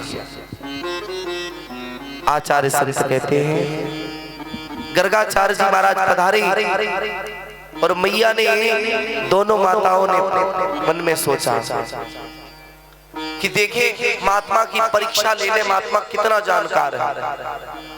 और दोनों ने परीक्षा लेने के लिए क्या करे महाराज कि लालाओं की अदला बदली कर ली। कभी कभार ऐसा होता है ना कि लोग परीक्षा लेने के लिए बस में आते हैं, बोले कोई गांव में महात्मा आ गया तो लोग कहेंगे बोले भैया चलो बाबा की परीक्षा ले, बाबा कितना जानता है।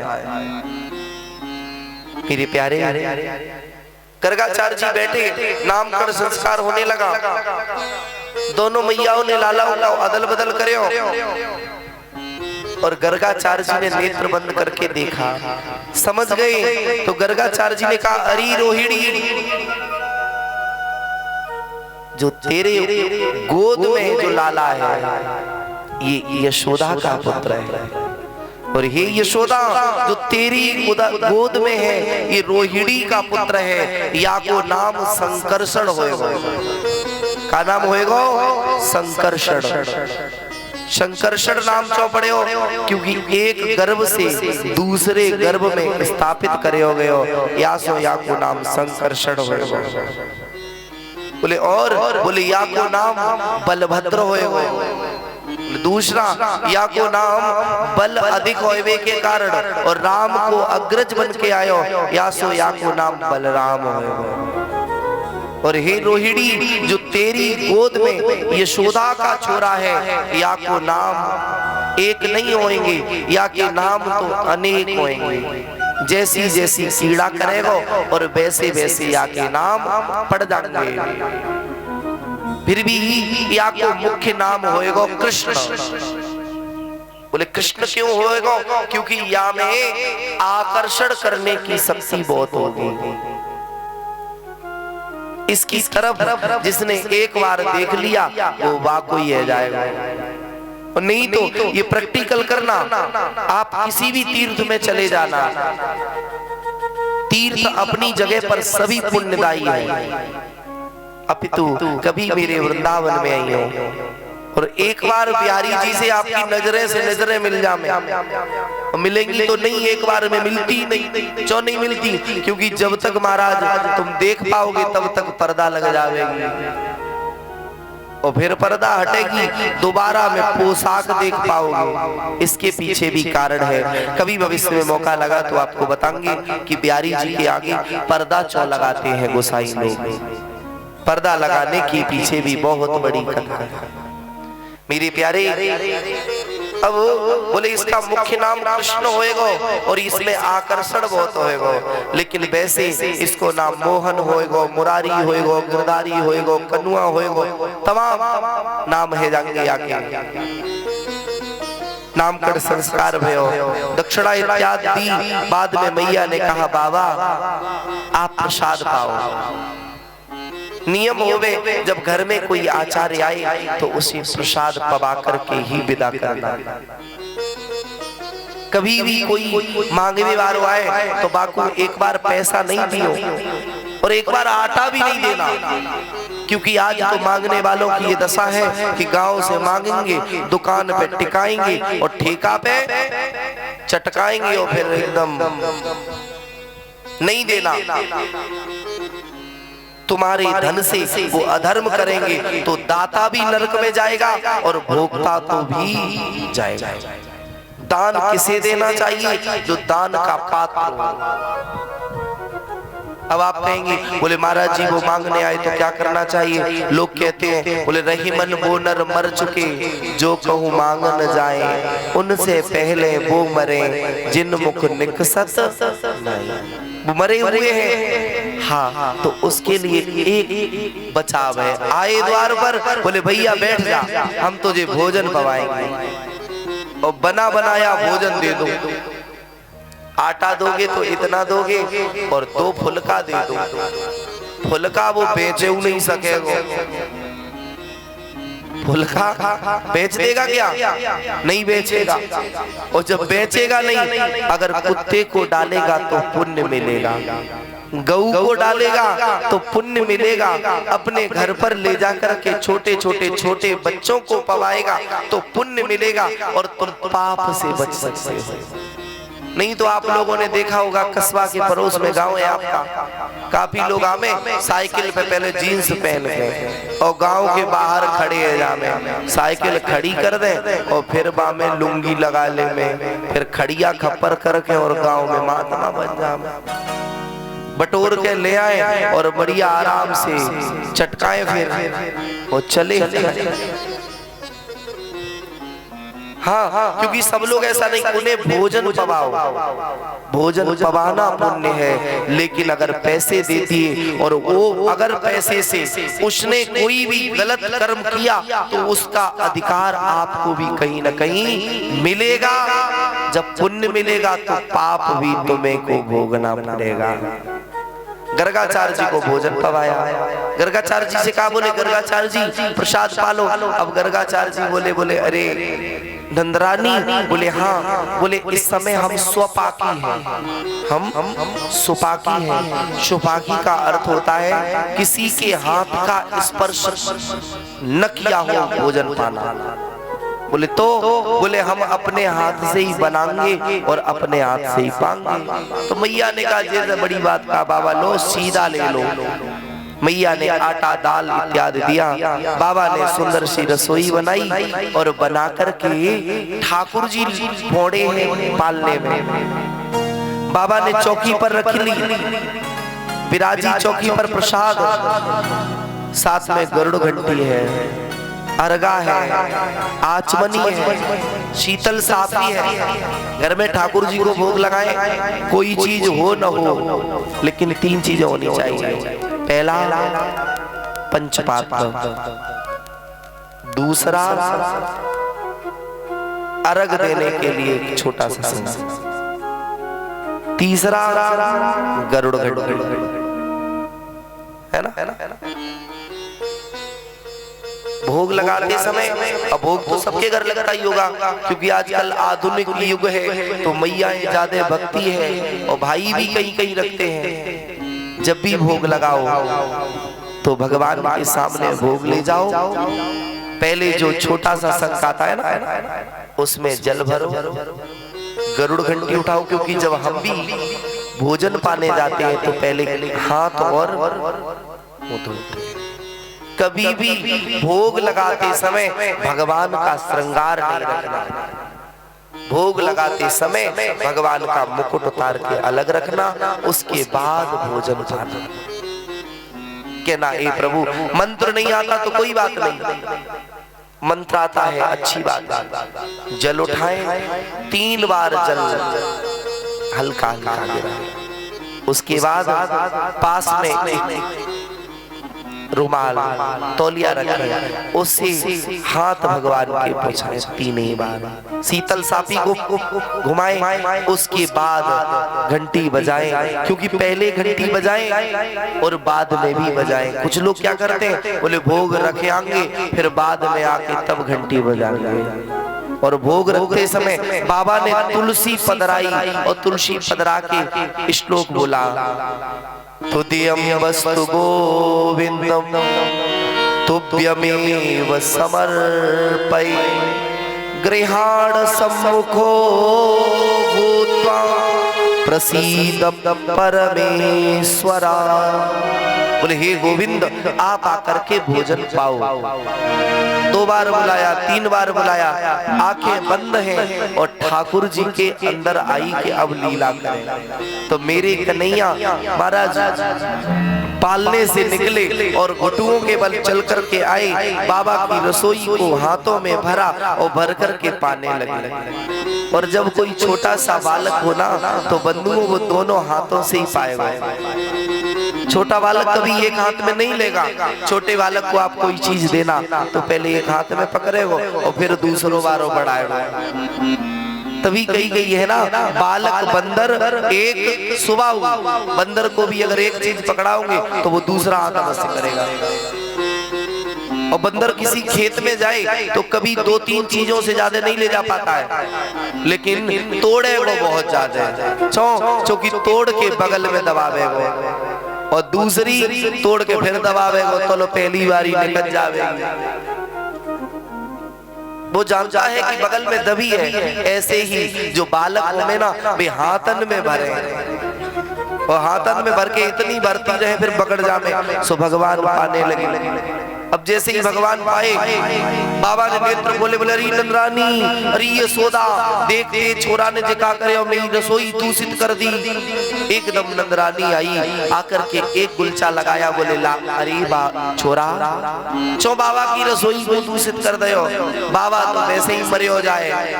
हाँ, बाबा के बस की कहाँ है रसोई सिद्ध करवो। ये मैया रोज रोज भोजन बनावे और मैया कहीं आवश्यक कार्य में चली जाए और भैया एक दिन रसोई को बनावे, फिर देखो दुर्दशा बाकी। पूरे घर की ऐसी छीछाले कर करके रख दे, क्योंकि जाको काम ताइये साजे और करे तो डंडा बाजे। माताओं का काम है रसोई बनाना, तो भाइयों को शोभा नहीं देती है। बाबा ने कहा, बोले अरे ये सोदा ये दूषित हो गई रसोई, अब नहीं पाएंगे। मैया ने वो सारी रसोई अपने घर में ले ली। बोले बाबा तुम दूसरी पालो। बोले अच्छो ये सोदा तेरो अच्छो नियम है गो, बाबा रसोई बनाए और तू अपने छोरा को ढील दे सो वो झूठो कर दे और बाद में तू बाकू घर में बना के पाले। हाँ, नरक में जावेगी। नंदरानी ने चरण पकड़ी, बोले बाबा गलती है गई, हम अपने जो छोरा को कमरा में बंद कर दे रही है। ठाकुर जी को ले और महाराज कमरे में बंद कर दो, तालो लगायो, चाबी दे दी बाबा गर्गाचार्य जी को। बोले महाराज ये ले लो, अब तो प्रसाद बना लो। बाबा ने कहा समय है गयो, अब प्रसाद नहीं बनाएंगे। बोले तो मोगू थोड़े से तू दूध चावल और खांड दे दे, मैं तस्मई बना के पाए लूं। बोले बिल्कुल। मैया ने तस्मई को सामान दो। बाबा ने सुंदर सी तस्मई बनाई और जैसे ही रखी और रख कर के बंदो, फिर तुलसी पधराई, नेत्र बंद किए और जैसे ही उन्हें बुलाया कि हे प्रभु कृपा कर, तो देयं वस्तु गोविंदम तुभ्यमेव समर्पये, गृहाण सम्मुखो भूत्वा प्रसीद परमेश्वरा। जैसे ही उन्हें बुलाया, गेट लगा रहा, ताला लगा रहा, चाबी बाबा की झोली में पड़ी रही और कब मेरा कृष्ण निकल के आया, बाबा की तस्मई में हाथ भरे और पाए, मुंह पूरा लपेट गया और कुछ कण जमीन पर गिर रहे। बाबा के नेत्र खुले, देखा पूरा मुख तस्मई में सन गया। बाबा ने एक आवाज लगाई, बोले नंदरानी देख तेरे छोरा ने रसोई दूषित कर दी। एकदम सुध आई, बोले नंदरानी ने तो अपने छोरा को किवाड़ में बंद किया, ताला लगा दिया और चाबी मेरे पास। झोली में देखी चाबी, बाबा ने एकदम ध्यान में देखा, बोले अरे वाह, जिस प्रभु को मैं भजन के माध्यम से कभी नहीं पा सका, आज वो ब्रह्म मेरे यहाँ मेरे हाथ से बना हुआ प्रसाद पा रहा। गर्गाचार्य तू आज धन्य हो गए हो। और गर्गाचार्य जी ने जो श्री ठाकुर जी के हाथों से छूट गए शीत कुछ उस तस्मई के मुख से गिर गए। आज गर्गाचार्य जी अपने जिह्वा से भगवान के मोड़े को चाटने लगे। राजा श्री परीक्षित से शुकाचार्य ने कहा, बोले अरे राजन, एक समय वो था कि एक भक्त को भगवान ने जिह्वा से चाटा था और यहाँ पर उल्टी दशा हो गई कि भगवान को भक्त जिह्वा से चाट रहा है। प्रहलाद को चाटने के लिए भगवान जब नरसिंह बने तो अपनी जिह्वा से प्रहलाद को चाटा। विचार करना, हमने एक बड़े सिद्ध संत से सुना कि गर्गाचार्य है कौन। प्रहलाद 12 भागवतों में है, लेकिन बंधु यही प्रहलाद अगले जन्म में आकर के गर्गाचार्य बन गया। तो गर्गाचार्य जी ने भगवान के मोड़े को अपनी जिह्वा से चाटा। श्लोक में स्तुति गाई और गाकर के स्वधाम प्रतिपद्दत भगवत धाम अपने धाम को गए। कहा, हे नंदरानी तेरा भाग्य जग गया, जो तेरे यहाँ जगत का नियंता अखिल कोटि ब्रह्मांड नायक वो परम तत्व आकर के विराजा है, तू धन्य है नंदरानी। गर्गाचार्य जी गए। एक दिवस की बात, अब भगवान की बाल लीलाएं वृंदावन में प्रारंभ है गई। और बाल लीलाएं जो होती है ना, भगवान की ही नहीं मानव की बाल लीलाएं बहुत अच्छी होती है ना। छोटा सा छोरा हो घर में, तुम्हारे यहाँ सारी व्यवस्थाएं हो, और जब तक छोटे बच्चे नहीं हो तब तक घर में रौनक नहीं होती है। घर में रसोई में जितने बर्तन इत्यादि होते हैं ना, और छोटे जब छोरा छोरी हो ना तो वो सब अस्त व्यस्त करके रख देते हैं। घर की सुंदरता प्यारे छोटे छोटे बालकन से है। छोटे बालकों में जो कार्य नहीं कर पावे वे जरूर करेंगे। हाँ सच में भाई, और भगवान भी ऐसा ही करे। एक बार श्री ठाकुर जी गए, मैया पृथ्वी प्रकट है गई। पृथ्वी ने कहा, अरे गोविंद तुमने बड़ी कृपा करी जो मेरे यहाँ कीड़ा कर रहे हो। और ठाकुर जी ने वरदान दिया था, जहां जहां भगवान के चरण पड़ते हैं तो महाराज पृथ्वी मां कोमल हो जाती है। वहां वहां मैया पृथ्वी ने कहा, प्रभु आप ब्रज में आ गए हैं तो आप बड़ी सुंदर सुंदर पकवान पाएंगे, कभी मेरा भी उद्धार कर दो। कन्हैया ने कहा, अरे देवी तुम्हारे तो बड़े एहसान है मेरे ऊपर। बोले कैसे? बोले जिस समय हम चित्रकूट में थे और हम बंडे पान जा रहे थे, पनई नहीं थी। राम जी जिस समय बिना पनाह के गए तो मैया पृथ्वी कोमल होने लगी, एकदम कोमल हुई, सामने प्रकट हुई। बोले प्रभु कहो तो मैं गुलाब के फूल से भी ज्यादा कोमल हो जाऊं। भगवान ने कहा, मेरे लिए नहीं। बोले तो बोले मेरे से पीछे मेरा भाई भरत आएगा,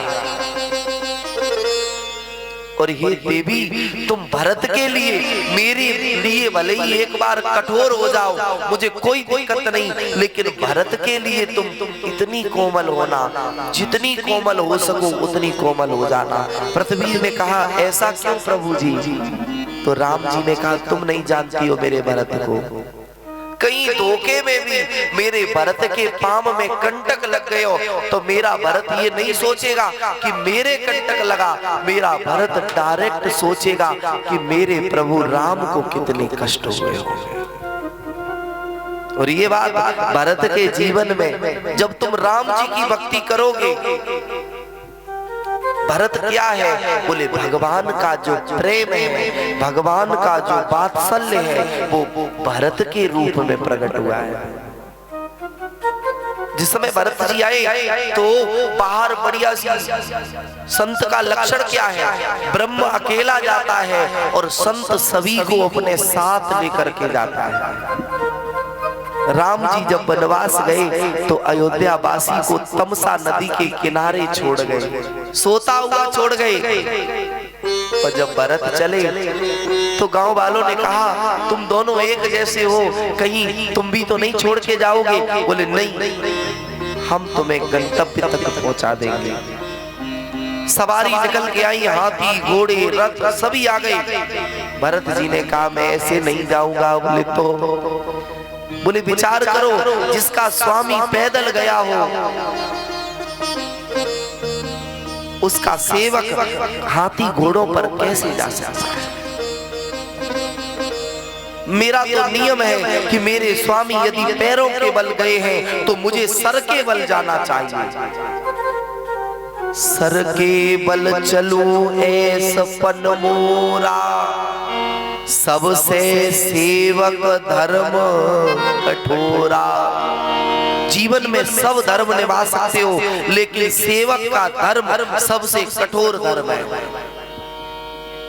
और आज जो सेवा करते हैं ना, ये सेवा नहीं होती है। ये सेवा कब तक है? जब तक जेब में दाम है तब तक सेवा है। या तुम्हारी ताकत हष्ट पुष्ट हो तब तक सेवा करोगे, लेकिन उसके बाद कोई तुमसे सेवा करने वाला नहीं है। भरत जी ने कहा कि बिल्कुल मैं सर के बल जाऊं, तब तो मेरा नियम पूर्ण होगा कि मैं सेवक हूं और प्रभु राम मेरे स्वामी हैं। तो मैया पृथ्वी से कहा, बोले तुम बिल्कुल कोमल है जाओ। बोले इसके बदले में क्या दोगे प्रभु? राम जी ने कहा कि मैं तुम्हें एक वरदान दे रहे हो। बोले तुम मेरे भरत के लिए कोमल बनोगी तो जब द्वापर में कृष्ण बन के आऊंगा तो सबसे पहले यदि भोग लगाऊंगा तो मैं तुम्हारा ही भोग लगाऊंगा। आज मेरे ठाकुर जी ने वो समय आया, मिट्टी को उठाया और भगवान ने भक्षण करे। ठाकुर जी ने मृतिका पान करी। किसी गोपी ने जाकर के यशोदा से कही, बोले नंदरानी तेरे छोरा ने मृतिका खाई। भाग करके यशोदा आई, लाला तेने मिट्टी खाई है का? ठाकुर जी के मोड़े में मिट्टी भरी है। और बालक जब मिट्टी खामे ना तो चुपचाप खा जामे। फिर मैया बड़ो उनको सतामे, लेकिन फिर मानवे वाले ना में महाराज मिट्टी को ऐसे भरे और मोड़े को इते होते हला रहे डुला रहे। बोले नहीं मैया मिट्टी नहीं पाई है। मैया ने कहा अरे मोड़े को खोल दे लाला। ठाकुर जी सर हिला देते हो। बोले नहीं, भगवान सोच रहे हैं कि मोड़े में तो मिट्टी भर रखी है, अगर मोड़े को खोल दूंगा तो सब भेद ही खुल जावे हो।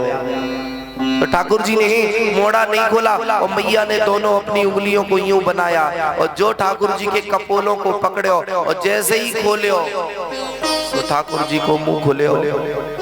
मैया ने जैसे ही मोड़े को खोलो, ठाकुर जी ने कही, बोले मैया जब तेने मोड़े को खोले ही लियो है तो अब देख ले मेरे मोड़े में है का।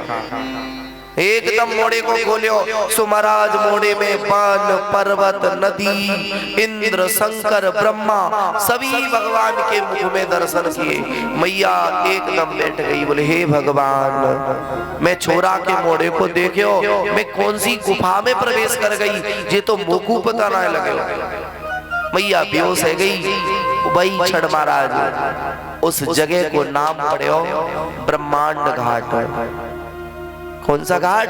ब्रह्मांड घाट। जब हम सभी रमण रेती दर्शन करने के पश्चात वृंदावन की तरफ जाते हैं तो बीच में प्यारे पड़ता है ब्रह्मांड घाट, जहां आज भी मिट्टी का भोग लगता है ठाकुर जी का और मिट्टी ही प्रसाद में दी जाती है। अब तो खैर पैसों से आने 10-20 रुपए के 4 दे जाए लड्डू से, जिसने कभी मिट्टी नहीं पाई हो और वो भी प्यारे भगवान के वहां जब पहुंचता है तो मिट्टी को ग्रहण करता है। आचार्य संत कहते हैं अब भगवान ने बाल लीला चालू कर दी।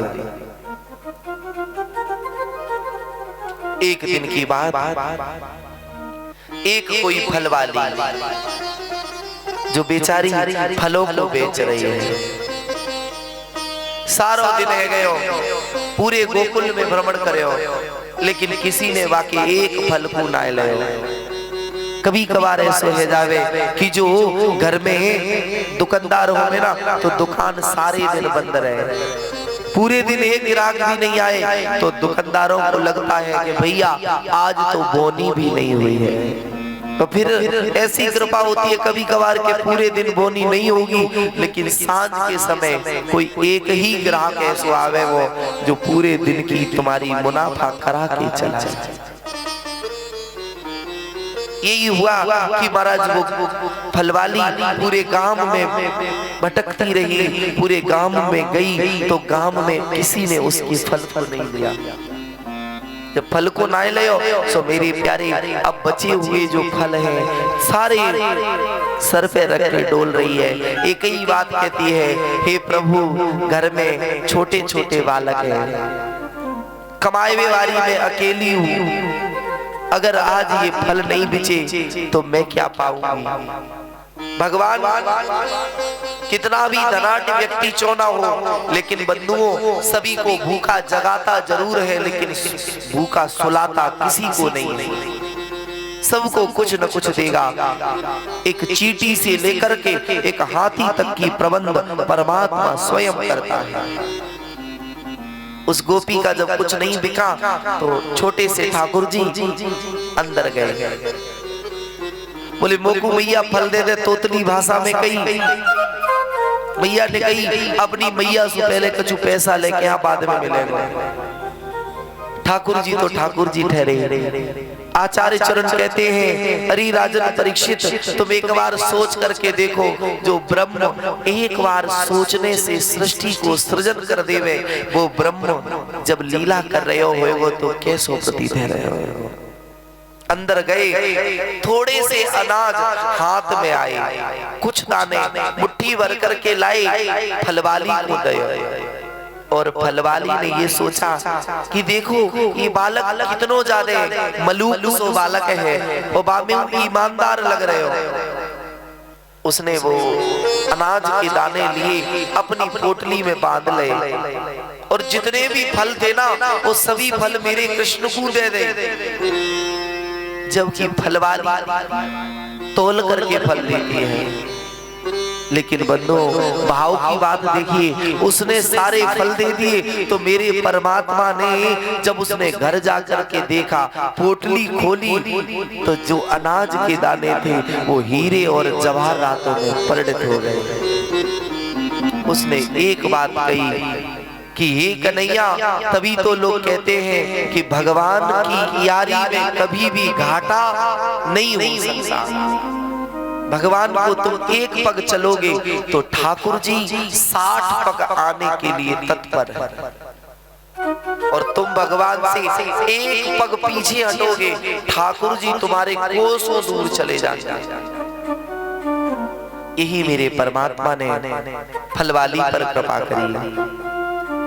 एक दिन की बात, श्री ठाकुर जी गए, किसी मैया की बछड़े को लिया और खोल दे बाकी गैया। और वृंदावन में प्यारे आप जाएं, वृंदावन में सब चीज बदल जाएगी, लेकिन 3 चीजें कभी बदलने वाली नहीं है। वो तब भी वही थी, आज भी वही है, और आगे भी वही रहेगी। पहली वृंदावन की रज। बताओ वृंदावन की मिट्टी कभी बदल सकती है? वही मिट्टी उस समय होगी, वही मिट्टी आज होगी। कभी भी वृंदावन जाओ तो वृंदावन में प्रवेश होने से पहले अपनी गाड़ी से उतरो, पहले ब्रज की रज को प्रणाम करो, क्योंकि ब्रज की रज में परमात्मा कीड़ा किए हुए है, वो कीड़ा स्थली है भगवान की। जैसे चित्रकूट में एक बार एक हाथी पागल हुआ, धूल को उठा करके ऊपर फेंक रहा। रहीमदास जी ने तुलसीदास जी से पूछा, धूल उड़ावत गज फेरत कहो रहीम के ही काज। जो हाथी धूल उड़ा रहा है ये किस कारण उड़ा रहा है? तो रहीम ने एक बात कही, बोले हे तुलसीदास जी, जेई रज सो मुनि पत्नी तरी, सोई ढूंढत गजराज।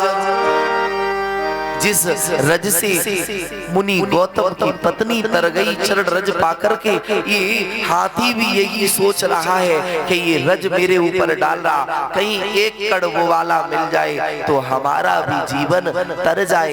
वृंदावन में कभी भी गए, रमण रेत में जो लोग जाते हैं ना, वो अक्सर करके रेत को भरते हैं फिर अपने ऊपर डालते हैं। क्यों डालते हैं? क्योंकि उस रेत में मेरा परमात्मा कीड़ा करके गया है। पहला रज, दूसरा यमुना महारानी। यमुना महारानी बदल गई? नहीं बदली, उस समय भी थी, आज भी है प्यारे। यमुना महारानी के जल को आचमन करके आना चाहिए, यमुना महारानी को साष्टांग प्रणपात करना चाहिए। तीसरा, एक तो रज, दूसरी यमुना महारानी, और तीसरे वृंदावन के मूल ब्रजवासियों के घर की मधुकरी। हम सभी इस समय तो ये बातें ज्यादा हैं, विस्तार से कहने की आवश्यकता नहीं है, क्योंकि हमारे पूज्य प्रेमानंद गुरु जी को सभी सुनते हैं, है ना? क्योंकि प्रेमानंद गुरुदेव कोई साधारण नहीं है। जब ये यहाँ से चले जाएंगे उसके बाद इनके जीवन पर जब कोई भाष्य करेगा, जैसे स्वामी हरिदास जी जिस समय आए उस समय किसी ने उनको कुछ नहीं माना, आज सभी श्री स्वामी हरिदास जी को ललिता सखी का अवतार बताते हैं। ऐसे ही जब ये भी स्वामी जी नहीं होंगे तब इन्हें किसी न किसी सखी का ही अवतार बताया जाएगा, क्योंकि भगवान की निज लीला से कोई न कोई जब विमुख होता है तो हमारे यहाँ संत और आचार्य अपने अपने भेष छिपा करके आते रहते हैं। आज भी महाराज जी का नियम है कि ब्रजवासियों के घर का प्रसाद पाते हैं, और हम लोगों का अहोभाग्य हो जब कोई ब्रजवासी हमें अपने घर बुलाए। वैसे तो वृंदावन सभी जाते हैं, और जब कोई ब्रजवासी कॉल करके बुलाए, भैया आ जाओ, तुम्हारी ब्रजवासी से मित्रता हो जाए तो समझ लेना कि अब हमारी बांके बिहारी से यारी हो गई है। लेकिन इतना सहज नहीं है, क्योंकि जा जाकर के वहां कई एक लोग रह सकते हैं। एक ब्रजवासी होना और एक ब्रजवासी बनना, इन दोनों में अंतर है। एक तो मूल ब्रजवासी होते हैं और कुछ तो वहां बसे हुए ब्रजवासी। मूल ब्रजवासियों की गाली भी मिल जाए तो वो भी प्यारे प्रसाद है, और मूल ब्रजवासी वो होएगा ही नहीं, जाके मोड़े पे पहले गाली नहीं हुई, वो तो भगवान को ही दे दे, बावन को दे दे, बोले चरो पलो डोल रहो, काम नहीं करे हो जाए। बड़े बड़े हमलात्मा संतन को भी ब्रज के संत, ब्रज की मूल ब्रजवासी कुछ नहीं समझते हैं। संत वहां के ब्रजवासियों के घर का भोजन और प्यारे ब्रज के संत ये कभी नहीं बदल सकते हैं। वहां के प्रत्येक पत्ते पत्ते में रसखान जी ने तो यहाँ तक लिख दिया, मानुष हो तो वही रसखान, और बसना कहाँ है? बोले वृंदावन में। और अगर जैसे मनुष्य नहीं हो सके बाई चांस तो धेनु भी बसे तो कहाँ पर बसे? बोले नंद बाबा की गायों के मध्य में हम बस जाएं। ये रसखान ने अपने चरित्रावली में लिखा, कई एक उनके दोहे संसार में प्रचलित हैं। उन्होंने कुछ तो देखा होगा। भगवान एक दिन कीड़ा कर रहे, किसी मैया की बछड़े को खोल करके आ गए। उसने मैया से कही, सो मैया को महाराज आई गुस्सा।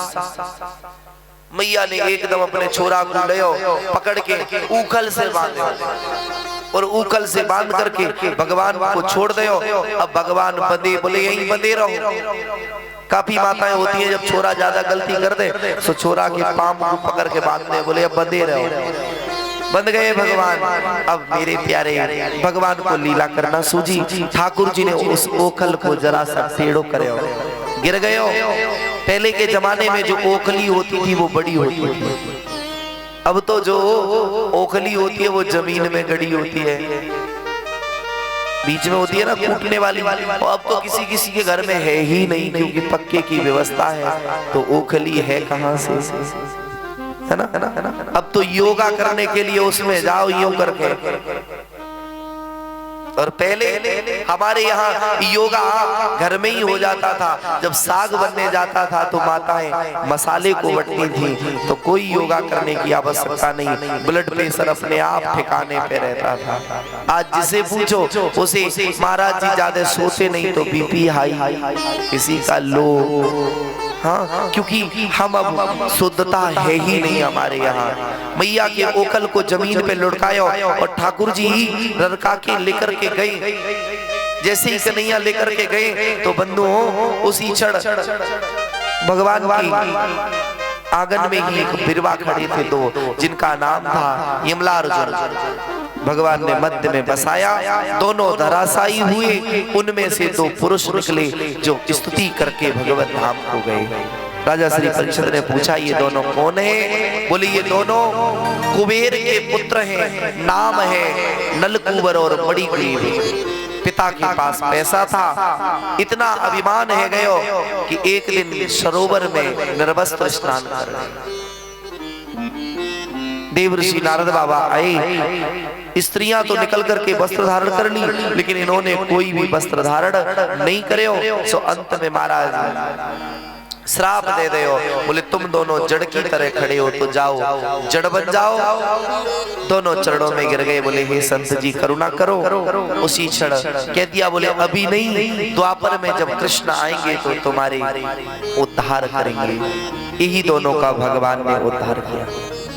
इधर भगवान के दर्शन करने के लिए भगवान महादेव जी आए, क्योंकि जब भी त्रेता युग में राम जी आए तो भोले बाबा दर्शन करने के लिए आए।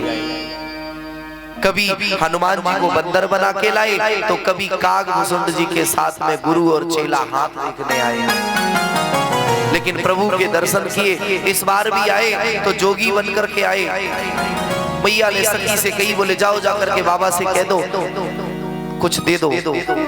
सखी आई, उसने कहा नहीं मुझे दर्शन चाहिए। भोले बाबा ने कहा, मैया ने कहा बाबा दर्शन कराए वे बारी नाय ने, ते हालत तो देख, इतने सांप बीचे खातर लटकाए के डोल रहे हो, तू तो चलते फिरते सांपन की दुकान है। बाबा ने कहा एक बार नंदरानी दर्शन करा। मैया ने कहा नहीं कराएंगे। बाबा ने कहा अबे नहीं करावे गो तो एक दिन तो छोरा जब बड़ो है जावे गो और कीड़ा करवेता ही निकलेगा तो हम दर्शन कर लेंगे। मैया ने कही अरे बाबा मैं यहाँ बहुत बड़ो महल है, मैं बाई में अपने छोरा को कीड़ा कराऊंगी लेकिन बाहर नहीं आने दूंगी। बाबा ने कहा भैया चल कोई बात नहीं, जब ते छोरा और बड़ो होएगो, ते छोरा जब विद्या अध्ययन करवे जावेगो तब दर्शन करा लूंगा। बोले नहीं हम गुरुवन को यहीं बुलाऊंगी लेकिन तो को दर्शन नहीं कराऊंगी। बाबा ने कहा अरे भैया तब भी नहीं करावेगी, जब ते छोरा शादी योग्य है जाएगा और तू मोहल्ला पड़ोस वारन सो कहेगी कि मैं छोरा की शादी करवाओ तो हम शादी वाले बन के आ जाएंगे तब तो दर्शन है जाएंगे। तो महाराज सही बात है, आज के समय में तुम्हें अगर भूख लग रही हो किसी से मांगना नहीं मिलेगा, तुम किसी के अनगहरी काम में जाइयो और कह दियो बोले हम एक शादी कराना चाहते हैं, तो जो कितनों कंजूस होए वो महाराज चकाचक ये लो वो लो बढ़िया पवावे हो लालच में। शादी की तो मारा मारी है, खाओ पियो और चुपचाप निकल आओ, फिर वो कब तुमको ढूंढे हो। बोले भैया हाँ देख लेंगे बाद में बता देंगे तुम्हें। भोले बाबा ने कहा कि हम भी तेरे साथ लाला की शादी कराऊंगे। बोले नहीं, अरे मेरे लाला की तो इतनी शादी है जाऊंगी जे अकेलो बारिश है, एक दो गौएं नहीं है, या कि यहाँ पे 1.25 लाख गाँव है, गौएं बंदी है मेरे बाबा के यहाँ। उसी क्षण बाबा ने कहा मैया दर्शन कराओ। बाबा ने दर्शन नहीं कर पाए, बाबा ने शंख बजाया, मैया ने प्रणाम किया। बोले बाबा शंख नहीं बजाओ लाला जगह को। बोले मेरा शंख हम बजाएं चाहे कुछ भी करें। बाबा अपना सा मुंह लेकर के गए। ठाकुर जी रोए।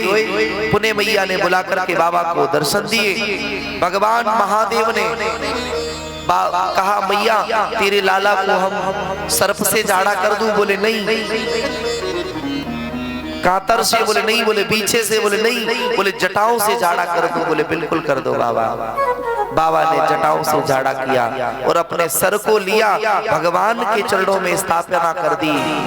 ठाकुर जी ने कहा बोले बाबा तुमसे बड़ा कोई मेरा भक्त नहीं हो सकता। वो जगत का रचने वाला देवादिदेव महादेव मेरे भगवान के सामने अपने शीश को रख दिया। ठाकुर जी प्रसन्न हो गए। ठाकुर जी ने कहा बाबा आज के बाद मेरे वृंदावन में तुम्हें स्थान अवश्य भी दिया जाएगा। बाबा ने वरदान मांगा। बोले मैया ये छोरा को नजर कबू नहीं लगेगी? बोले तो? बोले एक शिवलिंग निकाल के दी। बोले जहां से तेरा छोरा स्नान करे और तेरे छोरे का जो स्नान किया हुआ जल हो वो इस शिवलिंग के ऊपर से जाएगा तो तेरे छोरा को नजर नहीं लगेगा। अक्सर करके आपने देखा होगा किसी मंदिर में जहां राधा कृष्ण ऊपर होंगे और वहीं मेरे भोले बाबा नीचे होंगे। क्यों?